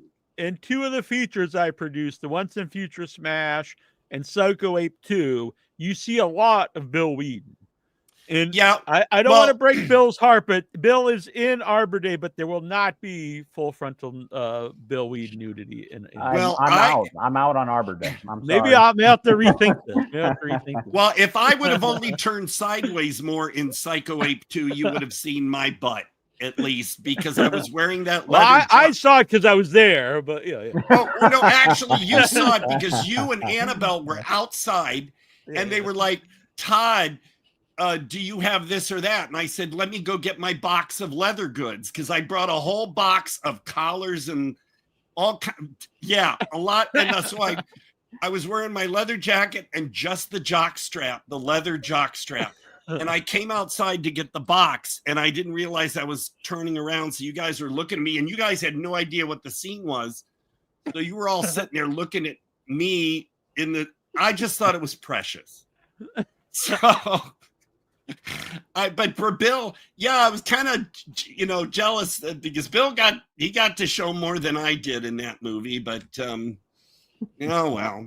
You know, you got to see mine in Toilet Zombie Baby Strikes Back, though. I'm proud of that. Oh, there you go. There you go. Yeah, so I'm proud of that. But the other one I was going to mention, and I did this on the last time it was on with you guys, look for the festival cut, the extended cut, but mine is Anna and the Apocalypse. I mentioned it. I'm a big fan. I saw it for the first. I saw it at, I don't know if it was the premiere or not, but in at Fright Fest in London, and then it had. You a saw the short extended run at the cut then. You saw the and extended it had a cut. short run at the. I saw it in Boston then again too. Yeah, that one is just. Look, I hate Glee. I hate High School Musical. I hate that shit. But people would say that's what this is, but with zombies. And I'm like, no. And the songs are actually good this time. So that's the one I will push. No, I'm a fan. And I'm Dreaming of a White Doomsday is one of the other ones that I really. That's the director we had on the show. Yeah, I've not seen it. I need to see that movie. It's very grim. Oh my God, it is grim. But I've never seen anything like it, and it's very minimal. And I think that's I don't know why if you've ever seen this picture, Tara. So when we were doing the Once and Future Smash, I took this picture and I texted my brother. I was like, I don't know what I'm doing with my life at this point. And so we're filming the movie. I'm in the corner. Bill Wheaton's dancing in the mirror and drops everything. AJ is in front of me there, laying down to stay at a camera. We got Sophia with the camera, and then we've got the other cameraman up on the top shooting. And so it was a very bizarre time. And so we filmed that scene, and we were like, Sophia, did you get that shot? And she's like, yeah. We're like, I don't think you did, because she was filming Bill from the waist up, and didn't realize that what had happened. So from there was a lot going. So our editor really wanted to cut that, not the whole scene, but wanted to cut the money shot of that scene.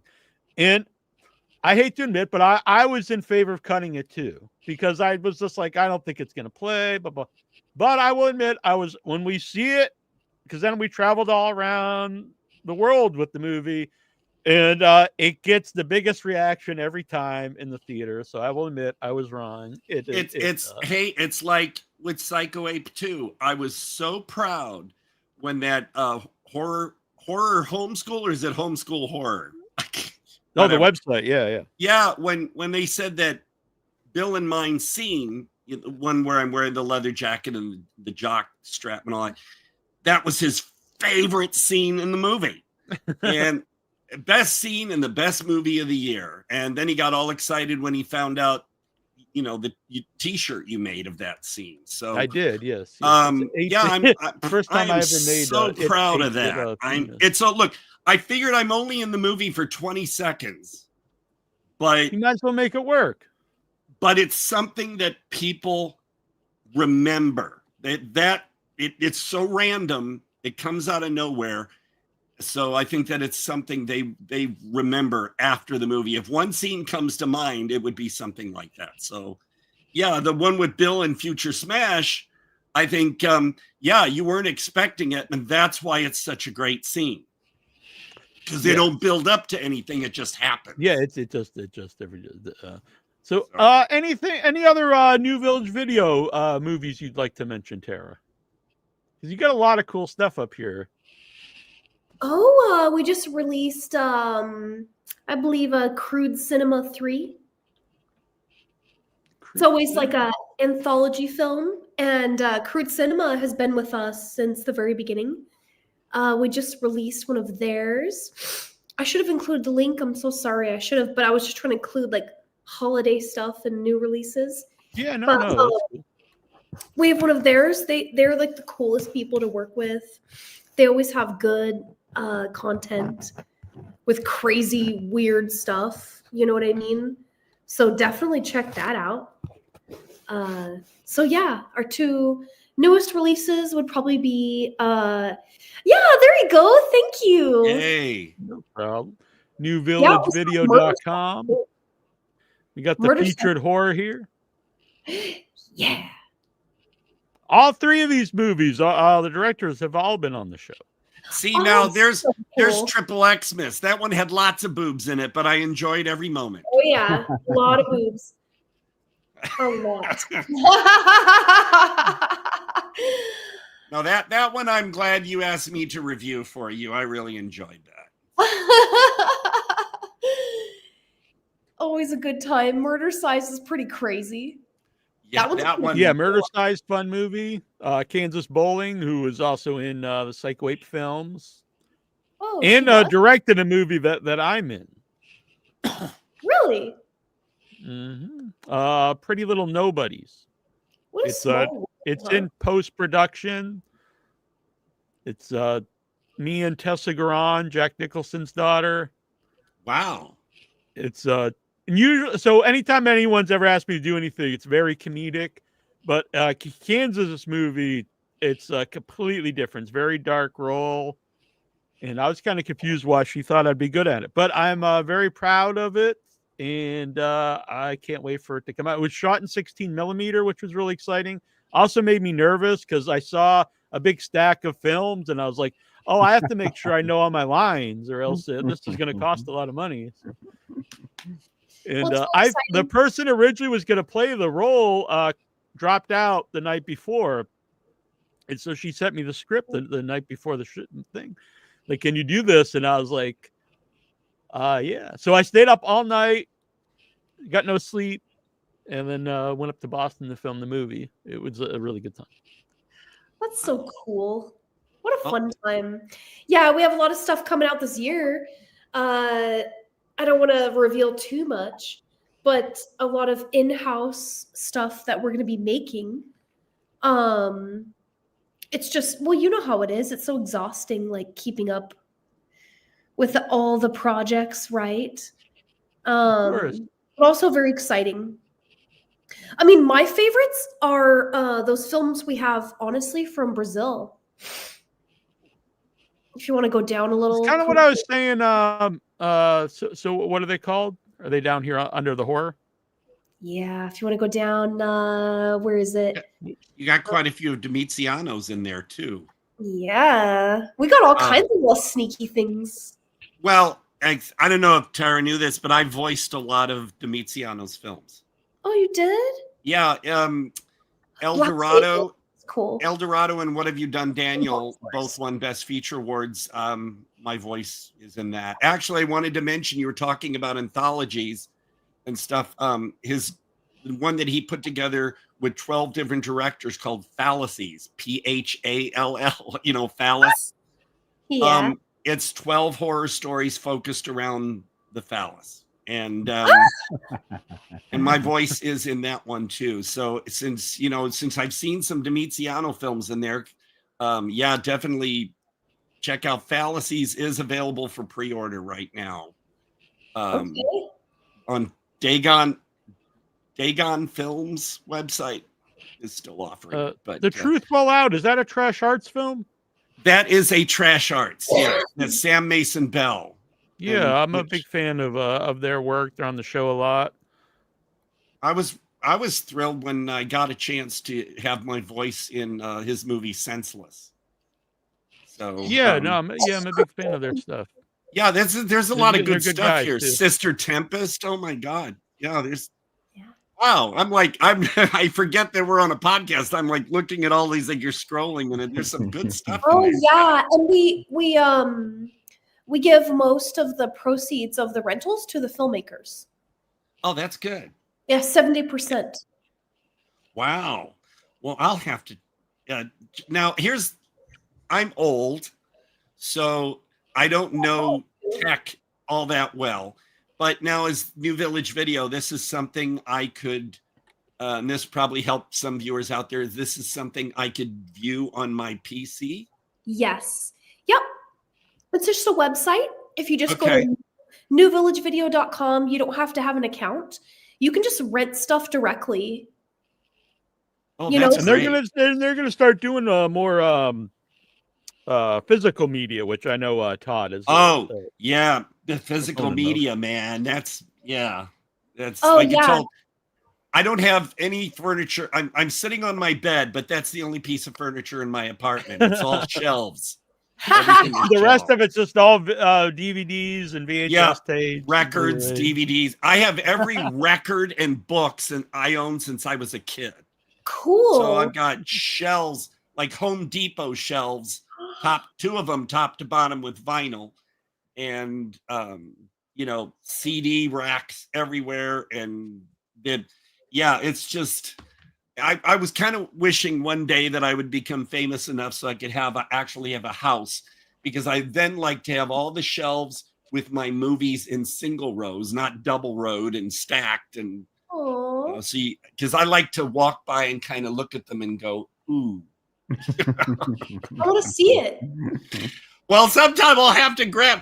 I wish I had more lights on in here, because then I would like. I want to see it. Well, hang on a second. Let me turn on a light. I'll be back. In the meantime, really quickly, Neal, I was looking up lists of Christmas horror movies, and one, if we want to count Nightmare Before Christmas, I do like Nightmare Before Christmas. Oh, okay, and that's a good movie. And then I really like the movie Better Watch Out. Yeah, I had that on my list. I think that's an underrated horror movie. Yeah, no, it pisses me off. That is looking towards my front. The green thing up there is I got off of the standee for IF, and to the left of that's my front door. But like on the left and right, those are let's see, 1, 2, 3, 4, 5, 6, 7 shelves, double road stacked, and then there's more in the other room. Wow. Yeah, I don't have a social life, so this is that's cool, Todd. This is my world. Yeah, so cool. Well, I mean, it's. I wish I had I might have to buy an extension cord for this camera. That way, I could just walk through and swipe over everything for you to ooh and ah at. So I'm going to ask Adam about how people can get vouchers here in a second. But before we do that, I'm just going to try some pickle cotton candy. What? Pickle cotton candy. I like hamburger dill slices. You put on hamburgers. I used to eat those. We can try cotton candy on a hamburger. This is not easy to open. So maybe we'll go to the vouchers here while I try to open the cotton candy. So Adam, I really like this idea. Vouchers. You explain it. You're going to explain it a lot better than me. Okay, sure. So our film Round the Decay is going to be hitting theaters January 31st, which is the coolest thing in the history of the planet. This is it's a thing that we've been dreaming about since I was a kid. And we're in over 100 theaters across the country, which is super cool. Oh, good. Yeah, no, it's really, really exciting. And we have this thing through Atom Tickets. We ended up partnering with them. And I'm sure everybody's heard of Atom Tickets. They're like, it's them and Fandango in terms of pre-purchasing and purchasing tickets. And so we have this deal where you can now buy a voucher for our film. And it basically gives you a voucher code in any place that plays the movie that has Atom Tickets, which will be most of the theaters. You can just use that voucher code and go to that theater. So you can buy it now. And the question we get the most is, well, how do I know it's going to play at my theater? Well, the good news is that if any of the theaters play it that are near you, there you go. You have the code. And if for some reason we don't get a theater that is near you, we're absolutely willing to give a refund or something along those lines. But what it does is it also helps us leverage to get more theaters, because the more that people buy of these, what happens is we have the ability to then show theaters we already have so many tickets sold. Can we make sure that we partner up and get this deal done? And so it's a little bit of leverage for independent filmmakers. Like you said, Neal, it is time. The Terrifier movies have spiked this, and bigger movies are not doing as well. And it's because audiences are kind of dying to see something a little bit new. And so we're trying to find our little place right now and see if this is a viable way for us to get into theaters. And not only that, but so that, you guys, the stuff that you guys make, you now have an opportunity to potentially get into these theaters too. So we're hoping that a lot of people start pre-ordering. I know it's difficult because how many people pre-order tickets? It's very rare. However, you also get a digital download of the movie before everybody else does. And what you're doing is hopefully helping start this wave of new filmmakers getting their films into theaters. So hopefully that explains it best. Yeah, no, I love the idea, and I love the idea of helping, like Terrifier, like I mentioned many times, that help a lot of movies at least get a theatrical release that might not have got any release. And if this does well, the cinemas obviously they need to make money. So if they could see that like these independent films are going to help them make money, hey, why not show them? And I know Todd had mentioned before, he can't say where, but he works for a theater. And you explained that it's actually beneficial to the theater because for the bigger movies, they have to pay a much bigger percentage of what the movie makes. Yeah, basically all our paychecks come from concession sales. That's why concessions prices are so insane, because they have the studios get most of the money. The longer they keep a film, the less money they take, I believe, but still they get like 85 to 95%. So if it's a non-studio film, that's more money that the theater is making, is what you're right. Yeah. But no, we're getting, I think the only ones recently besides Terrifier 2 and 3, and speaking of freshness though, if you want people to come see more of these, make them more fresh, because my feelings on the Terrifier stuff. But Terrifier and In a Violent Nature were both unrated, and that they did very well. So, and as long as they keep them fresh too, because just because people come and see it for the gore or something doesn't mean it's gonna keep people's interest. Because if you keep giving them the same thing over and over, it's just gonna get, unless kids just like that. But no, it seems to be working so far, and that only makes my job more interesting because I have to try to keep some of them out. Yeah, and Todd would yell at me because I do smuggle in drinks and snacks. But everyone out there go and buy your look, if you got it in a tote bag or a purse or something, I'm not going to ask you to open it, so that's okay. It's people who walk up to me with their Starbucks and their Frappuccinos and their Five Guys French fries. Yeah. And I walked through Chinatown. I grab a banh mi, put it in the backpack. No one's gonna. Fine. Listen, this is what gets my panties in a bunch. Is I had a guy a few weeks ago come up to me holding a Frappuccino and a Starbucks coffee. His wife was already in the auditorium, and I said, "I'm sorry, sir, you can't bring that in." And he goes, "Oh, it's okay. My diabetes medicine is in this." In a sugary Frappuccino. Like I had one woman, she came in with a greasy bag from Five Guys. He had a built-in excuse. I would give him credit for that. At Five Guys, let's face it, they just dump everything in the bag, and the bag gets soaked up in grease. So this woman comes up to me, and I said, "I'm sorry, ma'am, you can't bring that in here." And she goes, "Oh, it's okay, I'm diabetic." Seems like a running scheme here. Yeah. I was like, well, we sell greasy food too. So I don't, I just, people just work my nerves. What can I say? But I enjoy it. I love what I do. And no, it's just fun though when people they think I'm either dumb or they try to outsmart me. And I'm just like, I'm sure everyone here's had salt and vinegar potato chips. Oh, yes. This is what this pickle cotton candy smells like very, very strong. See, like in Canada, I don't know if they still do this, but when you went to fast food restaurants in Canada and you ordered French fries, they give you packets of vinegar, not ketchup. Even in New England, malt vinegar. I love I'll put ketchup on them too, but I love that vinegar on. Yeah, same. Yay! That's not so much now, but when I was growing up, that was a pretty big thing: malt, vinegar, and salt on your fries. What about ketchup chips? I love those. All dressed. Never tried Adam that. is not a fan. Canadian chips I'm not a ketchup guy. Yeah, I guess I actually have pickle ketchup upstairs. See, I'm out. You can pickle just about anything. Pickle ketchup be relish? Yeah. No, it's ketchup. It's Heinz ketchup, but it tastes like pickles. And as soon as I tasted it, it brought back a memory of when I was a kid, And I didn't think about this until I tried this pickle ketchup. I used to call the ketchup on McDonald's hamburgers ketchup flavored pickle flavored because they had the pickles and yeah. So has anyone ever told us the reason why some people call it ketchup and some call it ketchup?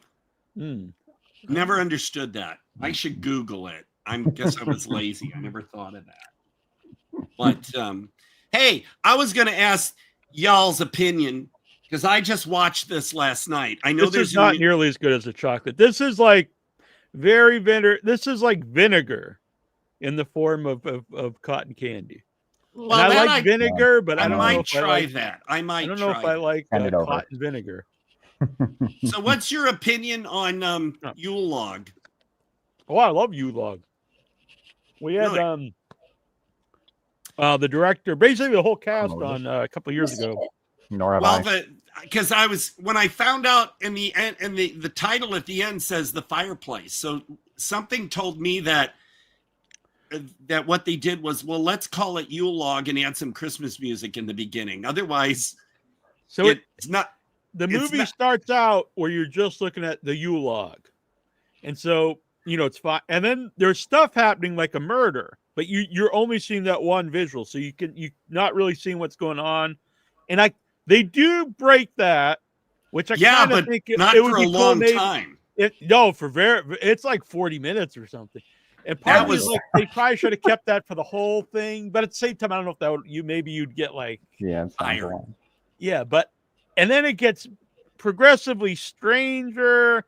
The killer with the mask on is a really cool villain. Well, you got space aliens. You've got what I was really all other dimensions. I highly recommend Yule log. Super weird.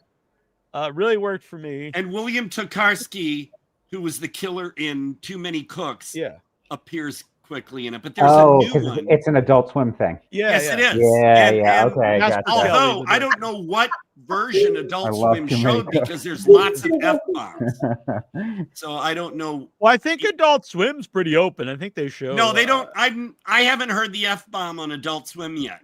So maybe this was on a premium. Yeah, Yule log 2 just came out as a Pepe. Yeah. Well, this one was released from Decalogue. Hey, Pepe Potites. Yeah. Oh, Pepe Potite. You like Pepe? This one was released through Vinegar Syndrome. Wow! I didn't even realize they put out a physical release. Yeah, this is the first Yule log, and of course, we were talking about the one you were talking about a lot too. I just had this one here. Yes, I got movies on my bed. The other one, I ordered the Woodbox edition, but I did get my Vinegar Syndrome of Hundreds of Beavers. Oh, Hundreds of Beavers. That's such a fun movie. It's like a live action cartoon. There is a Woodbox edition from the company that made it, and they released it through Vinegar Syndrome, but their own website, you could get a hard wooden slipcover with this movie. Wow. That's really It was $75 though. Yeah. Jonathan Jackson, the origin of catsup is from people with a lisp who couldn't pronounce ketchup. I'll take that. Yeah, I'll take that. So we'll have the link, Adam, up for people to get the to get your vouchers too. Thank you so much. No, that means a lot. Yeah, of course. All right. So anything else anyone would like to bring up here before we venture off for the evening? I'll throw in another plug for Astral Plane Drifter. Adam was talking about how the process for Round the Decay and everything, and Mike Caravella and the director who did Malibu Horror Story, they were doing a thing where they were slowly getting it in through festivals, and he still hasn't listed the characters' names on IMDb yet because he wants it all to kind of be a surprise. But they just did it won Best Feature last month at Horror Fest International for Astral Plane Drifter, and it just screened in New York, and it's doing Phoenix next, and then I think in my area probably Joshua Tree in LA. But that one, I'm proud of because I have 2 parts in that movie. Oh, And cool. yeah, I'm just Congrats, so yeah. Todd.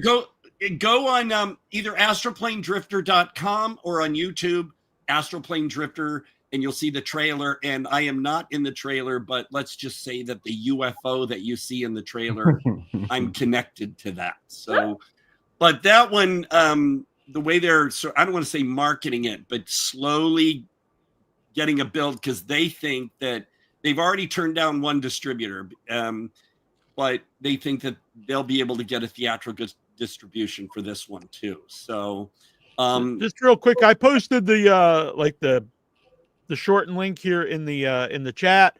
But if you go to dreamscapeproductions.com, you can also find it. If you're listening to the audio version, that'll probably be the easiest. But I'll have the link right on the website and on the YouTube show after we're done. Thank you. Of course. Right. Yeah. Oh, well, that's very exciting, Todd. Oh, he's got to check his temperature live here on the show. 98.5, but I feel like I'm sweating and I feel like I'm 103, but you know, that's the flu for you. And I got my shot, but someone told me at the hospital that the concoction or the way they mixed the shot that I got a couple months ago was not done properly. So, and you know, that's why I'm just interesting. All right. Well, we hope you feel better. By the way, Oh, so I do. my verdict is pickle chocolate, a huge thumbs up. Pickle cotton candy, not so much. But I'll tell you what, if somebody pickle hot buys me sauce, that, I assume will be good. if somebody buys me the pickle chocolate, I will appear on one of these eating them. But I'm scared, but I'm kind of intrigued.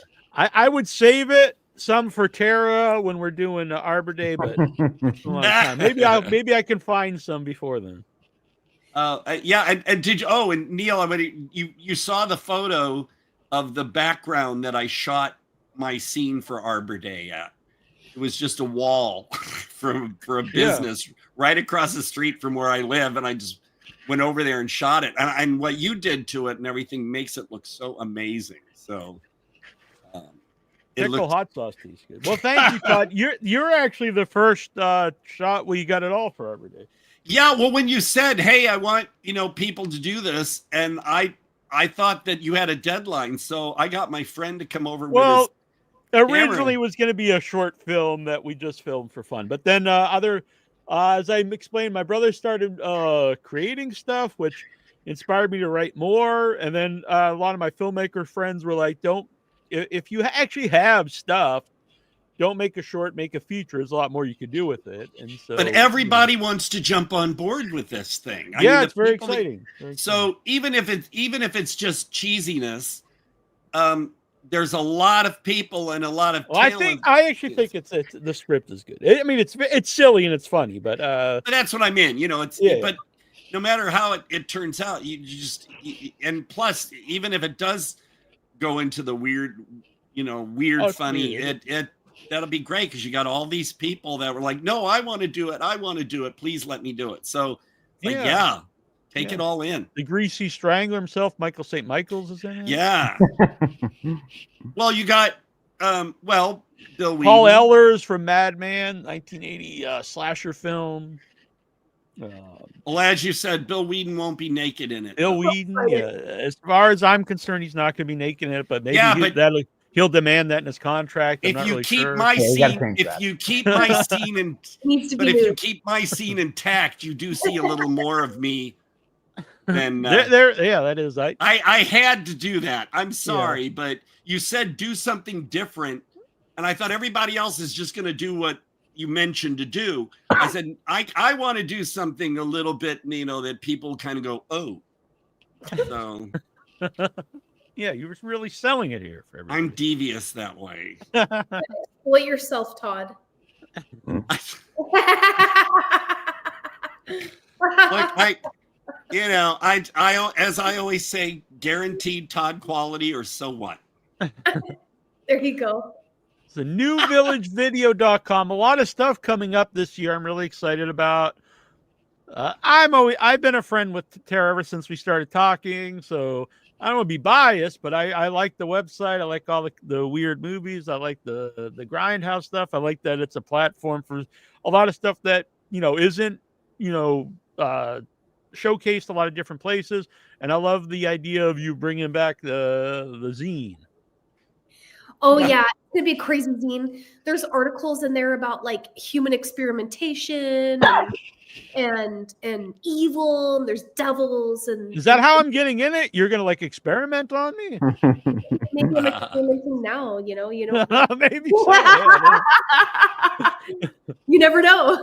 Yeah. See, these are the kind of people I like to have lunch with. Yeah. Right? Yeah. I have a question before we all go. I just want to know, since we're coming to the end of the new, we're starting the new year soon. Doesn't need to be horror. What are your 3 favorite movies that came out in 2024? So we do our annual top 13 show sometime in January when I can get everyone together. We'll work out. Maybe you guys can join us if you want. You have to have a 13 list, so it's a long. I have a 13 list. Oh, so it's top 13 movies that were released in 2024. They don't need to be horror specific, correct? Oh, you're breaking up on us, at least on my end, but they don't need to be horror specific. Okay, all right. So our 13 show will be the top 13 horror films. So it'll be me, Annabelle, Troy, or they could Todd. be reissues that were like new special editions. Todd just has his own rules usually. I know. Well, no, it's totally fine. I expect that from you, Todd. Justin Beheading, Alok will be joining us, the producer of 1BR, and whoever. Adam, you're welcome. Tara, you're welcome. So we'll figure it out. But so let's see. Now that I just trying to think, my top 3 movies that are, it could be anything. So we're going to do our 13 horror films, like I said, next month.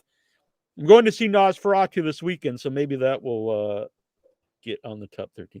Tara, do you have top 3 movies that you saw this year? Ooh, I'll have to think about it. Yeah, I'm trying to think as well. I can mention Long Legs right off the bat. Okay, Long Legs. Yeah. Where he's all, Mommy, Daddy. Oh, he needs to win an award. I mean, I think this year was a great year for horror movies. Both the Substance, the Substance. Substance I thought was great. Yeah. That'll be on my top 13. Well, what I mentioned, like Heretic. It wasn't from this year, but I'm happy that I now have an official The Keep. The old movie. Yeah, I can't agree with the love of this movie. It's very perplexing to me that everyone seems to love it all of a sudden, but I'm glad that I like that it was so weird, and I'm a Tangerine Dream fanatic. But all right. The fact that this particular edition sold out within one day. Didn't they do the soundtrack for Legend? I have both the Tangerine Dream and the Jerry Goldsmith scores for that one. So be impressed. I'm just going to throw out some movies I really liked this year. I'm going to say one that's not a horror movie, so it won't be on our list, is a Saturday Night. I thought was great, which is it's a movie about the first episode of Saturday Night Live. That's cool. Yeah, I also liked the Joker sequel, which most people hated, but I liked it. I haven't seen it yet. Yeah, it's probably not like on my top 13, but I liked it. A lot of great horror movies, though. Oh, and Kill, I think, is an excellent movie, not horror film. Oh, from India. Yeah, Indian movie. And I'm a big fan of Indian cinema. I like the Bollywood stuff with the big song and dance numbers. This does not have that. But it's just a nonstop action movie, super violent, great story. But I know, Tara, you're into action movies. This one's super violent. It's about, so it's all on a train, and you've got this one family. It's 2 families. So one family is trying to take over the train. Well, trying to get revenge on like this politician on the train. So, and what's really good about it, so the villains in it, like, you understand why they're doing this, and you also get to know all the people in it. So it's not just like a bunch of faceless thugs getting beat up. Like they're actually characters. So And then once the guy's getting revenge, it's like, is this revenge too far? So is he like is he almost the villain? And so you can see the how he would be the villain to this other family. It's really well done, super violent, lots of fun kills. You remember the bloodshed did not really start until the opening titles turned up, almost a half hour into the movie. Yeah, great. And once that said kill, then you were like, oh, yep. And then sure enough, the blood was flowing for the rest of the movie. Yeah. That was the Fall Guy actually was surprisingly a fun movie. I didn't think I would like that. There's a lot of surprisingly good movies this year.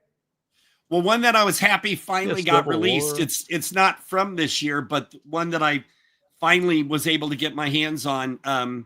French Canadian film called Red Rooms. Oh yeah, I saw that at Brooklyn Horror Fest. Yeah, that one.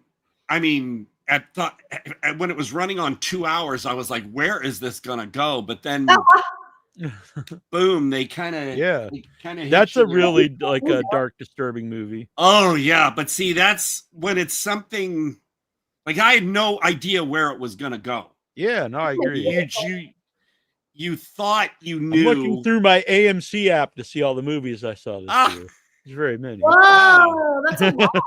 Yeah, that's just the ones I would have saw at AMC theater, not to mention stuff I watched online. And it's funny, I never saw this movie until now. I just never had any interest, but I guess you could call it a horror film. I finally got looking for Mr. Goodbar. Oh, really? Okay, that's with Diane Keaton. Mm-hmm. Yeah, oh my God, and, I thought, wow, this is. Boy, she's a screw up. And then when that ending hit, you were just like, no. So it was effective. I will say Definitely, that. Yeah. Well, I have a lot of catching up to do. Yeah. On movies. Yeah. Well, you can join us if you think you can get a 13 horror films of the year. We'll be doing that sometime in January. I'm not sure when yet. And if not, no worries. You can join us anytime. Yeah. Of course. Yeah, you're always welcome. Yeah, he'll let you in.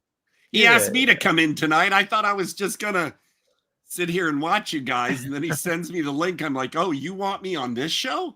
Oh, I'm glad you came in. I like hearing from you, Todd. I've watched you and I like you recommend. Wow. Well, thank you. No, I was really concerned about the Street Trash review because I went off the rails on that one with stuff. That had nothing. I wanted to ask Tara about that because I know one of the first times I talked to Tara, you really liked melting movies. This is like before we really knew each other very well. I think it was one of our first conversations, and you like movies where people melt. So I was wondering if and I think you brought up was it Street Trash you brought up? I think it was either that or Slime City, one of those. Body Melt. Body Melt. That's what it was. Oh, I don't know if I told you this. I found the director of Body Melt and had him on the show a couple months ago. Oh, you're so now, Tara, please tell me you saw it's such a fun interview. He's kind of a jerk, honestly, but like in an entertaining way where I liked him, if that makes sense. Is he Australian? Yeah, Australian guy. Yeah, he kind of hates all Australian movies, and he's very anti. I think you'll like him. He's very anti anything like establishment. He's very punk rock guy, so I think you'll like it. Well, Tara, please tell me you've seen The Devil's Reign. I haven't. That's the one with Ernest Borgnine, John Travolta, like in one of his first roles, and it has people melting in it. So, yes, thank you for the and William Shatner. No, Ernest Borgnine. Oh, Ernest! I thought he was in The Devil's Reign. He's not. No. I'm thinking. What's the movie where they speak? I was thinking the movie where they speak the other language. What's that? Oh, that's Incubus. Yeah, but no, Devil's Reign is basically about a coven or a devil worshipping cult in a small town, and you're speaking Tara's language. And it's like I said, it's funny to see John Travolta doesn't really have anything to say; he just kind of reacts. But it's fun, and I remember watching it back in the 70s, which I think we're 1974. So cool. So, but The Devil's Reign, and it's available on Blu-ray through Severin right now. Severin Films. Yeah, Severin Films. I've heard of them. But yeah, it's when when you said melting, I'm like, okay, Devil's Reign. That sounds like a good gem. Thank you for the recommendation. I just want a list from you, Todd, and Neal of like all the films we talked about this episode. So I'm gonna have to go back and watch this now. I can't remember one of the everything because I didn't have a pen. Yeah, I do that a lot on the show. Actually, my friend Kat was texting me a while ago about some of her favorite movies, and I didn't. It's always fun when it's something I've not seen. I just want to see everything you guys recommended to me. Okay. Well, one I will recommend right off. These movies, maybe Todd, maybe you've seen these: Kill List, yeah, Three Extremes, and When Animals Dream. These were three of her favorite movies I had not seen in them. Wait, there was other When ones Animals Dream? That's the foreign film with that kind of reminded me of the movie Spring from Benson and Moorhead. I've not seen it. Wow, When Animals Dream, I remember paying through the roof on that when Anchor Bay released it on DVD, and I was like, why is this so expensive? But I had to have it. So cool. But yeah, that's amazing that you mentioned that one. Yeah, my friend, she has a strange name on Twitter. It's Vagina Wrinkle, but so it's kind of odd to say this one. Now, this is totally.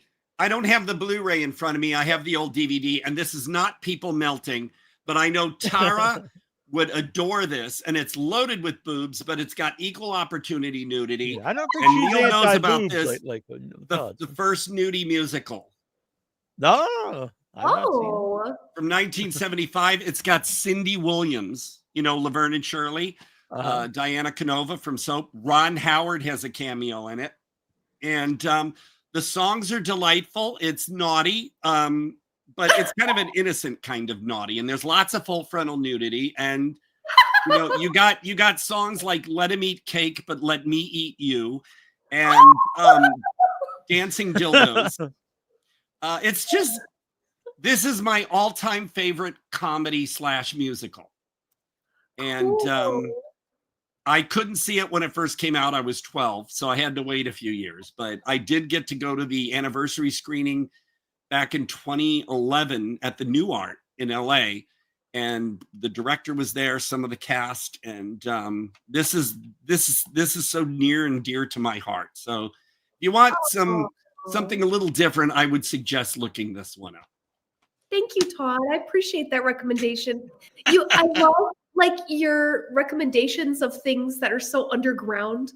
Yeah, I see. I call them frontage road movies. They're kind of off to the side on the frontage road. They're not the main.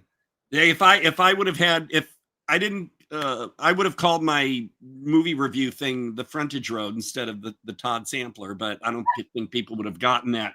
But I just I'm tired of the typical. Me too. And that's why I said I know that I've razzed Terrifier, but it's just when you keep doing the same thing over and over. Yeah. So I like to look for the stuff that just is different. It just stuff that surprises me. Unpredictable. Yeah. It's just, that's why when I brought up Yule Log, I wanted your opinion because that's a really weird movie. I think you'd like it. It's weird, and it's experimental. Just kind of came out of nowhere. It has kind of a logic to it. It's so weird, but it all works together. Yeah. I mean, and it just the first time I watched it, I did not know what I for like the first 20 minutes. I'm like, I don't know if I like this. What's happening? But I had to keep watching it, and then eventually, I really was into it. Yeah, it's I like when things do super me. experimental. I think it's it's unlike anything else I've seen. Yeah, and it's like I know some people were iffy on Strange Darling. That's one I need to watch before we do the year-end show because I've not seen it, and a lot of people have it on their top list. So I think some people get pissed when a movie is non-linear. It starts with like part 2, Yeah, I and then haven't it seen goes it, to so I part haven't seen 4, it. and then it goes. Yeah. So you're like, but if they would have put the movie in order, you'd be like, oh, I know where this is going. I'm bored. But they play with you a little bit, and that was very different for me. I was really enjoying the ride on that one. But no, as I say, basically, I want stuff that wants me to, almost like they're daring me to look for it. I don't know if I've shown you this, Tara. We put out a limited edition VHS tape of End Zone 2. Yeah. Oh wow, that looks good. Yeah, so this is our movie. I've kept it sealed. Oh, it looks so good. Oh my god. Ah. Oh wow. Wow, you guys are so cool. I just noticed there's no Backwoods Bob on this tape, but I'm just so flattered that you guys even talk to me. What? Ah! I'm not as cool as you. You're way cooler, Tara. I am not that cool. I'm boring. I just No, like it's just weird films, and I'm just like happy you're recommending these because like the more shocking, the better. And I love to be shocked, but I guess I'm jaded in a way that I've seen everything there is to have been seen. And so I want a little more than just, stabby and guts.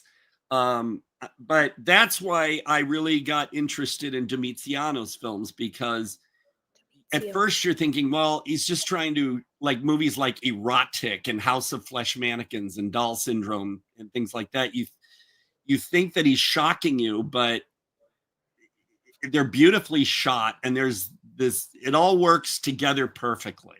So I love when I'm shocked, but I'm impressed.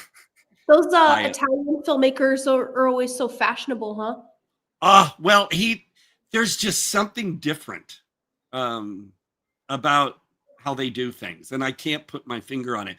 The one that I would suggest, it's not, the only way you can get it right now is through the Unusual Horror store. And the DVD is all region, but the shipping is as much as the movie. So you're paying $18 for the DVD and then $18 for shipping.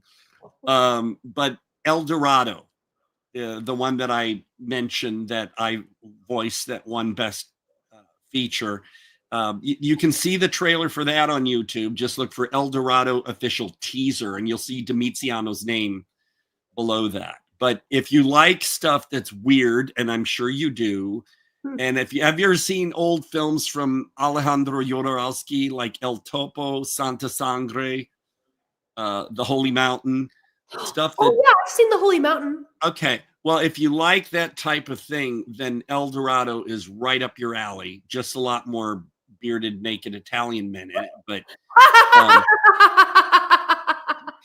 a lot more than usual. But it all has context too. What can I say? But I would suggest El Dorado, because he sent me the clips. He sent me clips and paragraphs to read for narration, and you never know you just don't know how this is going to turn out. And then when I finally got to see it in the spring, when it finally got released on DVD, I was like, holy cow.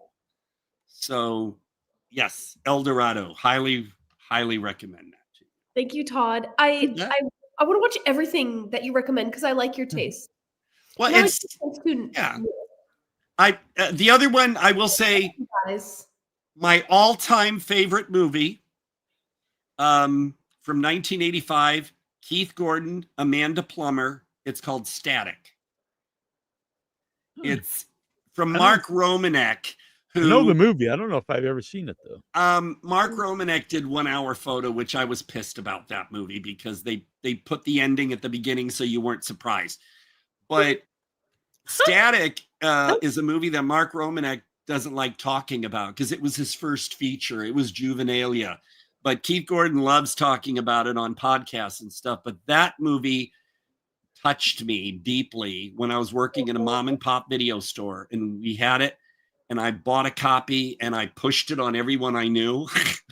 And I mean, when you got a movie with songs from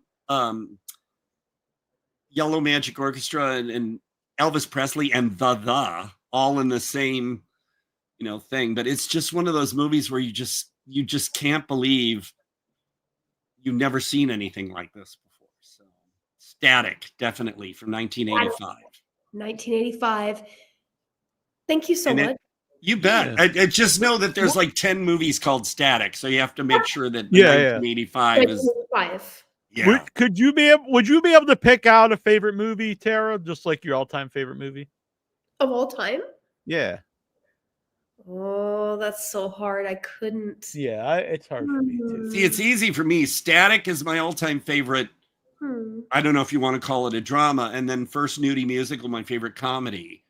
Other than that, now you're going to think I'm really weird for this, but one that I adore to this day. Have you ever seen the Ellen Burstyn film Resurrection? No. Yeah, at first glance, you might think, oh no, it's one of these faith-based movies because it's about a woman who can heal people. But the whole point... I'm a very religious man.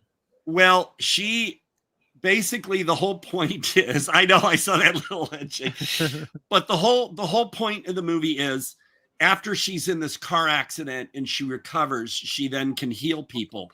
But what happens is there are people trying to get her to jump on the Jesus bandwagon and saying, you have to attribute this to Christ. You have to and they want to use her in tent revivals. And she's like, I don't really have any beliefs. I don't know why I'm able to do this. I just know that I care about people. And to me, I think that message was so incredible. And the movie itself, you'll cry a little bit and stuff, but it's so different. And the fact that they did not go, they could easily say, well, let's have them all go to God. And then, it's all sweet and everything, but they didn't do that. So that would, for a basic drama, that would be my all-time favorite. So, well, I love your passion. Yeah, I got that at least, even with my flu. Hard to find passionate people nowadays, right? Yeah, it's I'm trying. It's the funny thing is people have said, how come you don't do your own podcast? How come you don't have your own web internet show or something? It's like, and I just like kind of being a part of other people's things and kind of injecting my own little stuff here and there, because I do surprise some people sometimes. Was it Joe or some?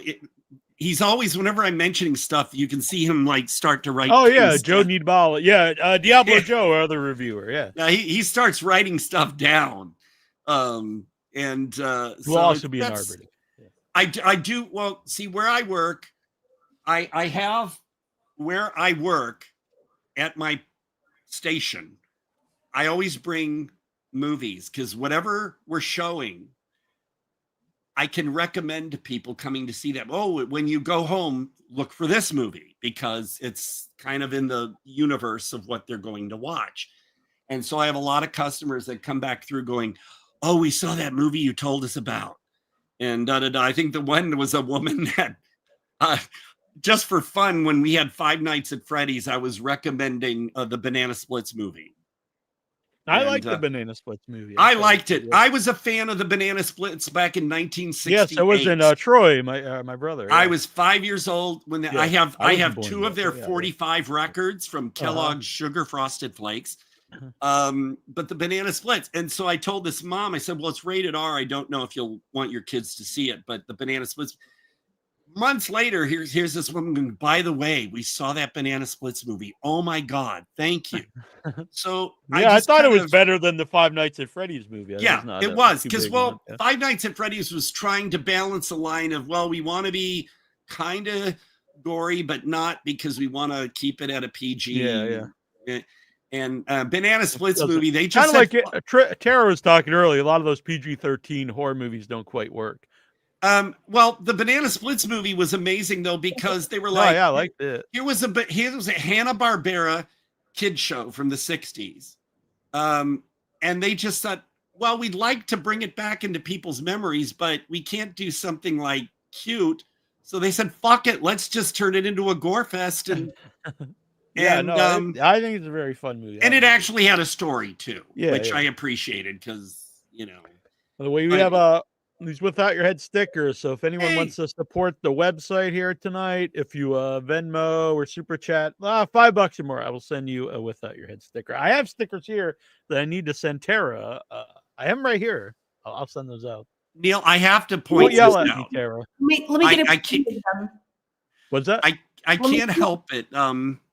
Look down in the corner of the screen. I think on the right corner, the girl screaming in front of Jack Frost. Is that part of his scarf that's next to her face? Because it kind of looks, it doesn't look right. Yes, I believe that is his scarf. Yeah. Oh, okay. Because she looks like she's screaming because it looks like he's about to, I don't know. That is from one of my favorite Christmas horror films, Jack Frost. And it was is fun. it a great movie? No. Is it entertaining? Yes. Yes. It looks like a in the photo coming up towards her.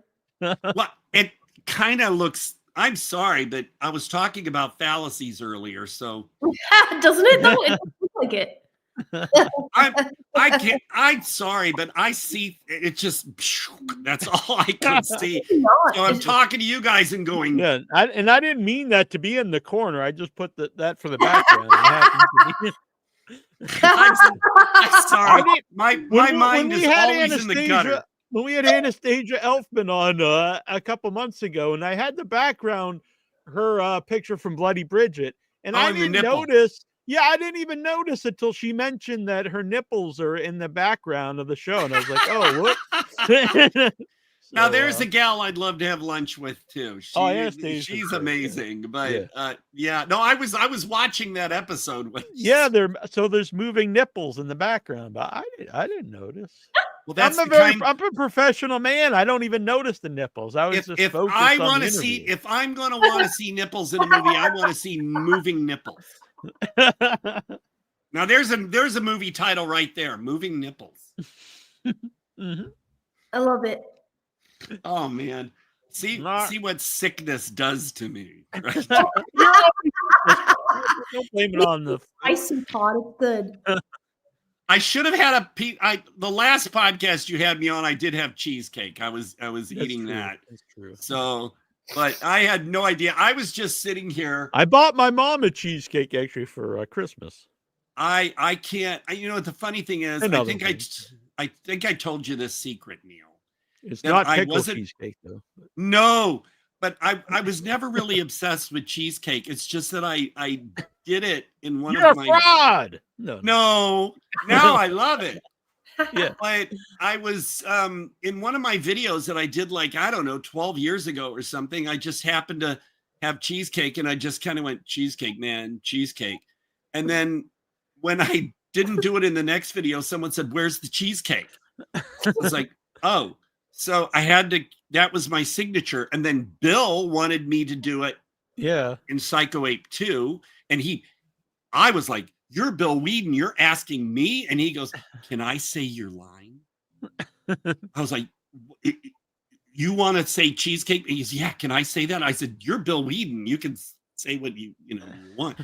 But I just basically, I included cheesecake and everything. And it was Annabelle who said, when she suggested to you that I do the reviews for you, she said, "You have to include the cheesecake."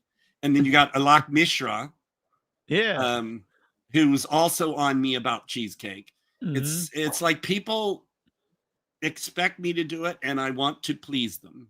Well, now you want cheesecake, Todd. And I do love. Oh, listen, cheesecake with those pie cherries piled on top of it. If I was asked one food that you could eat for the rest of your life, and I would never get tired of that. So I would be mac and cheese. Mac and cheese. I would, if I had to just pick one, it'd probably be pizza. That's even when I changed my diet, I couldn't give up pizza. So pizza is so fucking good. Well, I will say for me, it's peanut butter M&Ms. Oh, really? Ooh, yes. Oh my gosh, yes. I keep a 2-pound bag of that in my fridge, and I'm pissed because Walmart just upped the price $2. Those bastards. Yeah, so it was like $12.96 for a 2-pound bag. Now it's $14.84. I'm like, you got to be kidding. But I'm gonna yeah, get I some bought a pickle bag. chocolate here. But no, Tara, I don't know if Pizza. I don't know if you knew this, but Reese's Pieces do not have chocolate. They're just peanut butter in a candy shell. Right? They're bullshit. It is. They're Reese's, right? Chocolate and peanut butter. So what's the deal? And after over 40 years, you'd think they would have at least come out with a version that had chocolate. Oh. But they don't. So for me, peanut butter M&Ms, keep them in the fridge. Yeah. I just moderation, because you don't want to, cause things to happen to your body. But you said mac and cheese. I do love mac and cheese, but when I saw the sodium content, I put sriracha in it. Oh, ooh. Maybe you could try some pickle. See, we're learning things. Some pickle. I want some pickle mac and cheese. I have had pickle pizza. Ooh. Oh. It was double pickle pepperoni pizza, and I Neal? have to admit it worked. I don't know if you're this old enough, but when I was young, when you went to your grocery store, near the meat counter was a giant wooden barrel with a lid that you lifted off, and there were tongs and bags, whole pickles. Yeah, they do that Put 'em in a bag. at the deli near me. They're called deli pickles. But this was everywhere when I was a kid, and it was like so common to see. And it's just, and I guess because of health code, I really am. This is not a fraud. I love pickles, and so when I was in Chicago, I used to go to Chicago a lot. My friend Chi-Town Matt would fly me out, and we go to wrestling and stuff. And so he would rent me I feel weird saying this guy flew me out and would rent an apartment, rent a hotel from anyway. But I still wanted to do all my walks. So one night I go walking, and this is in Chicago, and I found a 24-hour 7-Eleven. So I walked down there. It was like 3 miles. And so I get there, and it was like 4 a.m., but the door's locked. And the guy's like, it's 4 a.m. What are you doing here? And I'm like, it says you're open 24 hours. He says, it's 4 a.m. Nothing good happens at this hour. He's like, what do you want? And I was like, I just walked down here to buy some pickles. And he looked at me just like I was fucking out of my mind or something. But I really was. I walked down there and I bought some pickles at 7-Eleven for my snack. And then I walked back to my hotel.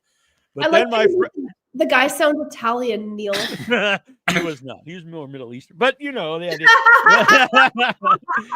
and then my friend Matt, he's like, Neal, this isn't Cape Cod. You can't be walking around at 3 and 4 a.m. in Chicago asking for pickles by yourself. And I was like, oh, imagine knocking on people's door. Do you have a pickle? So then afterwards, he's like, I made sure this hotel has a gym, so you're not out walking in the middle of the night in Chicago. He didn't want me to get mugged. I razz you guys about pickles, but I do it with love. Yeah. I don't have anything against pickles. Like I said, that's a line I thought I'd never say. But I just all of a sudden, I kid you not, within the past 6 months, suddenly everybody's posting about pickles. And I even use that little meme that says, I'm stealing your post and leaving you this pickle. I do that. But no, I just am, razzing you a little bit because sometimes the stuff you mentioned I didn't think was real, but apparently it is. Yeah, there's a pickle salad I buy sometimes. It's like it's a kit, and like it's got probiotics, and those are good for you. Yeah. I'm pro pickle. So, by the way, before I forget, please tell me you've seen Sleep. I always feel terrible. Like, I don't know what the hell I'm talking about because he'll bring up these movies. I'm like, so many cool things. It's from Korea. Oh, actually, yeah. Annabelle and I did see that. I want to see it. Yeah, that's a really good movie. Okay. That came out just I just like how they didn't really make anything obvious, like, oh, well, I think it's just him, or it's not anything supernatural or this or that. They really don't let you get a grasp and figure it out. Yeah, and, no, that was a really good movie. Yeah. I don't know of anybody else who's seen this yet, so that's why I was dying to know if anybody else, really liked it. So. I thought it was great. Catching up to do. Like, thank you so much for all the recommendations, because I'm gonna watch all of these. Well, I don't. You'll be quizzed next time.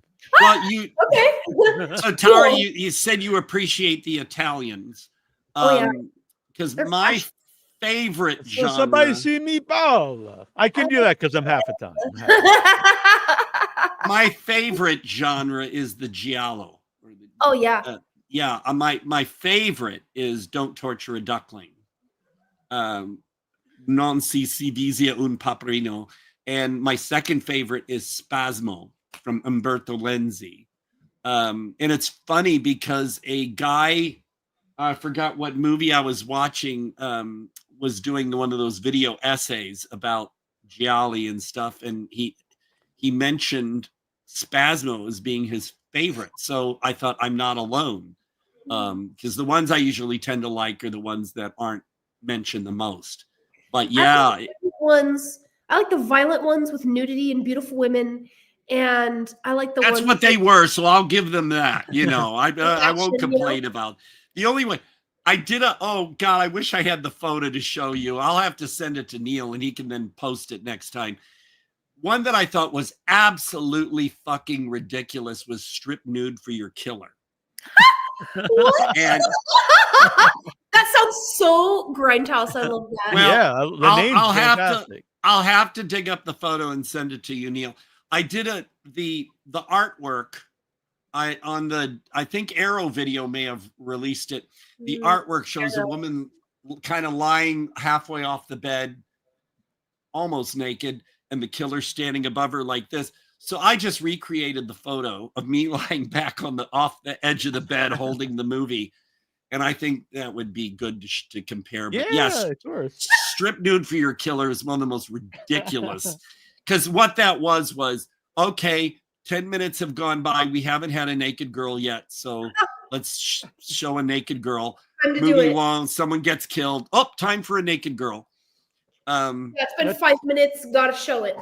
Yeah. Well, that's why I think it's fun now that more filmmakers these days are not for comical reasons, because let's face it, a lot of male nudity is done for humorous reasons, right? To get a laugh, yeah.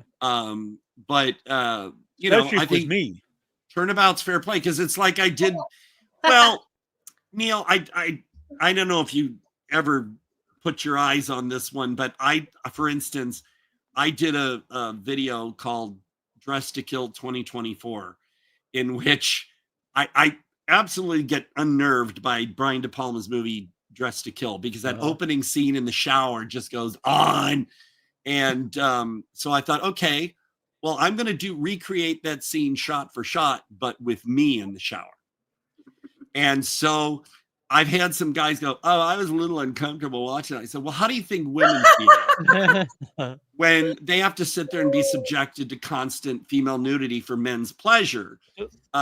So I sort of turn the tables. It's like I also do a series of videos called Todd Yeager lying around naked reading fortune cookies. And it's just me in a sort of an Austin Powers mode where I'm kind of blocking things a little bit. And I'm reading fortune cookies naked. And that's well, it, So and I want to see that. Fair play. Yeah, we're not even shocked by that one. It just seems that makes sense. Yeah. And that's funny because I did one video of that. People are like, do another. So I did 6 of those, and I also did 6 of Naked Laundry Day. And I mean, I'm in no. Yeah, I know. How do you do laundry if you're naked? If you're not wearing clothes, how do you do laundry? Well, I explained that in one of the videos. Our original reviewer, Jason, he sent me this for Christmas. I don't know what to think about this T-shirt. Oh my God. So I don't know. I don't know. Well, what to I don't me know it about tells that. you is that you're making those girls jealous because they're not the ones getting to suck. Oh, okay, fair enough. Yeah. So, Sorry, I can't- ladies. I But you can't gotta wear. spin it- I can't wear that in my walks around town. No, I you don't no. think it's gonna work. No, I could understand. Well, but I highly recommend to people that they wear their hippie dick t-shirts in public. I agree 100%. It was designed Actually, by does Tara know what that is? I don't believe No. so. Well, okay.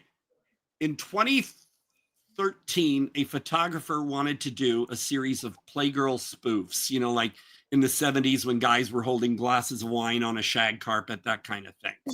Yeah. So he did a series of photos with me naked, and one I'm holding a champagne bottle with glasses. And so Neal saw the cropped version of that photo, of course, just the cropped version. And then a friend of mine in San Francisco had a countercultural porn magazine called Hippie Dick, which I was on the cover of the last issue, and I was in it as well. And Neal put the two together. I don't know how you thought of that, but he put the two together, and it's an image, like an 8-bit Nintendo image of me holding the champagne bottle in a glass by a tree. And he put Hippie Dick on it. And so that had been your bestseller, right? Yeah, the best-selling T-shirt on TeePublic. Oh my Still, god! and it's been Neal. It's been 2.5. There it is.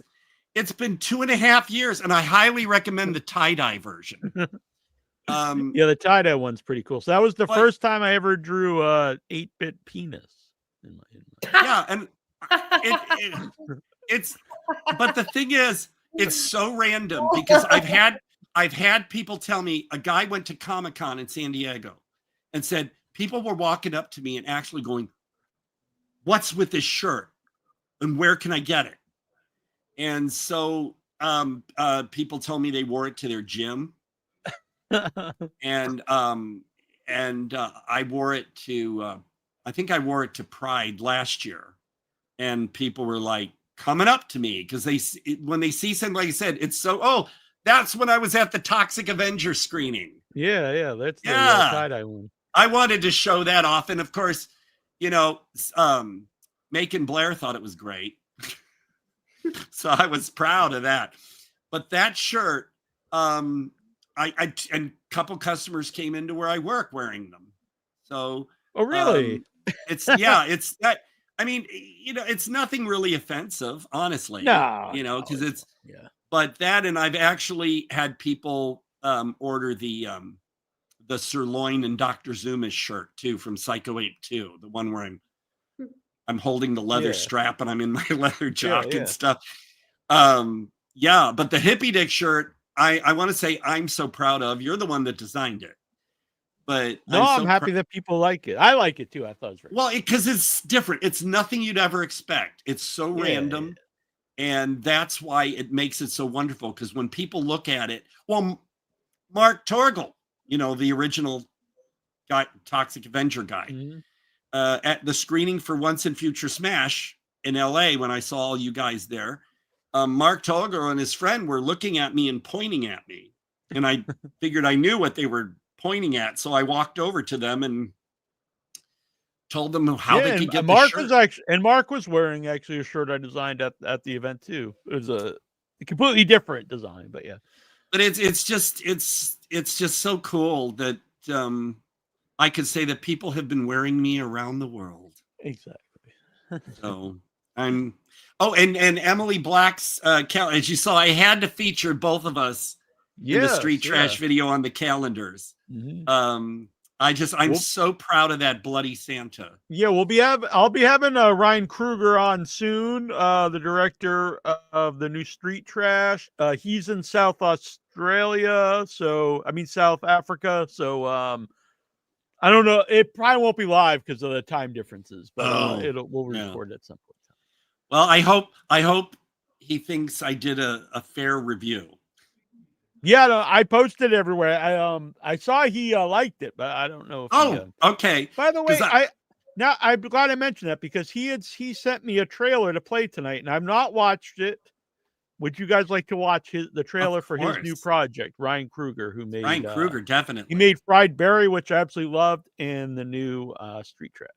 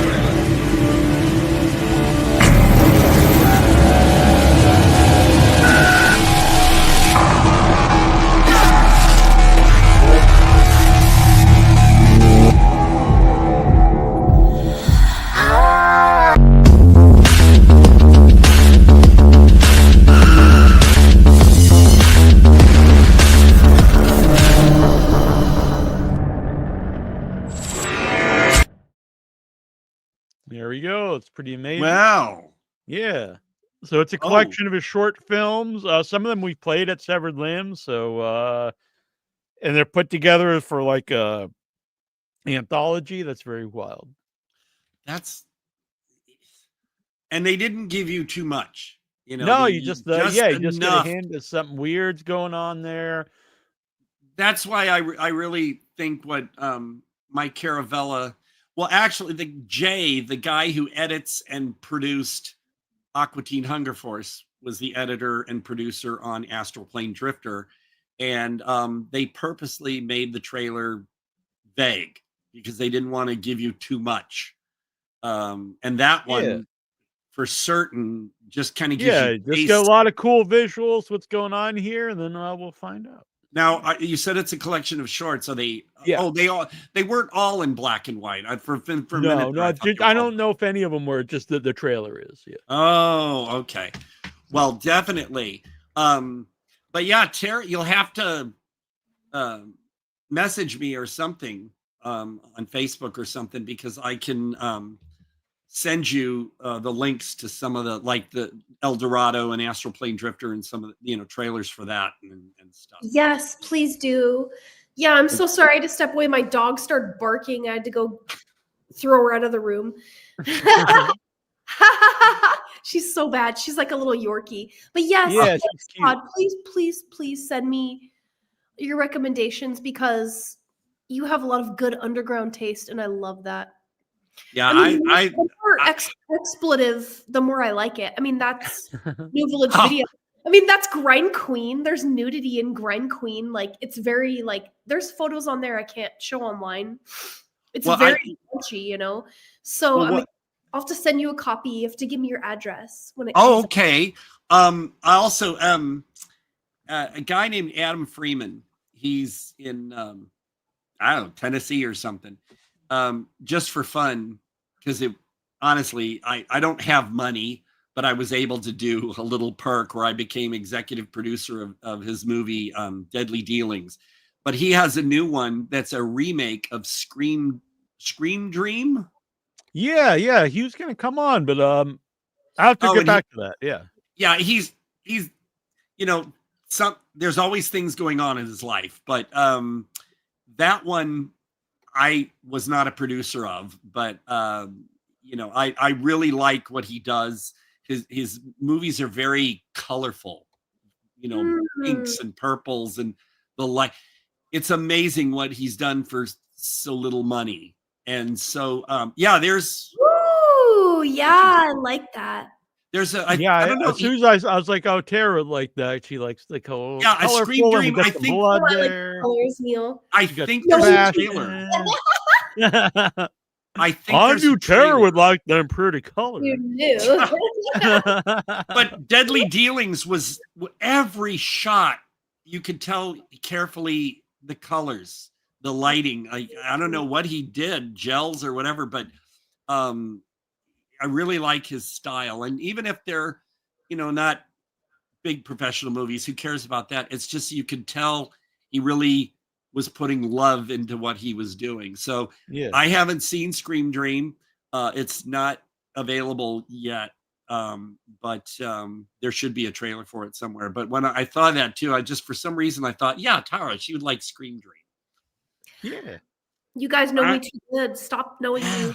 Stop it. Stop knowing me. Oh, trust me. I could send you lists and stuff. That's the problem. That's my symbol for mind reading. Yeah, I like that. I like that. Like, I know. But, well, this is so fun. Thank you so much. Yeah, it's a good time. I have to go get supper too. I've not eaten tonight. Oh, I gotta go take my dogs outside and give them some food. Me, I'm just gonna fix a protein drink. I figured I'm I'm gonna take need Todd out for a walk here, but you gotta take Todd out. This is a fun time. Hey, I've got collars. We gotta put Todd in his leash and take him on his daily walk. Promises. That's Psycho Ape 3. Hey, we'll see about that. Like, I understand what you're saying, but we won't talk about that here. But no, it's a New Year's show. I'm sorry, what? A New Year's show. Yeah, I'm down. That's only 5 days away. Oh. I'm for a minute there. My sound went out. I wasn't sure if I heard it correctly. Yeah. We'll figure it out. We'll get together. We'll talk about what's coming up next. This is a good time. Check out New Village Video. Check out the Todd Sampler. And also check out my Vimeo page, Todd Yeager. There's a lot of really, really, your mind will melt a little bit when you see Melting Minds. Hit the like button, subscribe. If you want to help support the show, you can join. It starts only $3 a month just to help to cover the cost. You can Venmo the show, whatever you'd like, but you don't have to. But you can like it. That's free, and share it out to the world, to your MySpace, your Friendster, or you can get with the times and share it to Twitter and Facebook, Instagram, and all that stuff. So post on your Grindr, whatever it is. Post it everywhere, all over. Exactly. Go spray paint it on the walls at the school, or carve it into your neighbor's house or whatever. Don't really do that, but we will. We'll be back next time. Yeah, I mean, you can do that. I don't mind, but I cannot condone such things. And so until next time, this is Nasty Neal. Todd Quality Yeager. I'm Tara Hutchison. Thank you. There you go. And this is Without Your Head. Oh, yeah.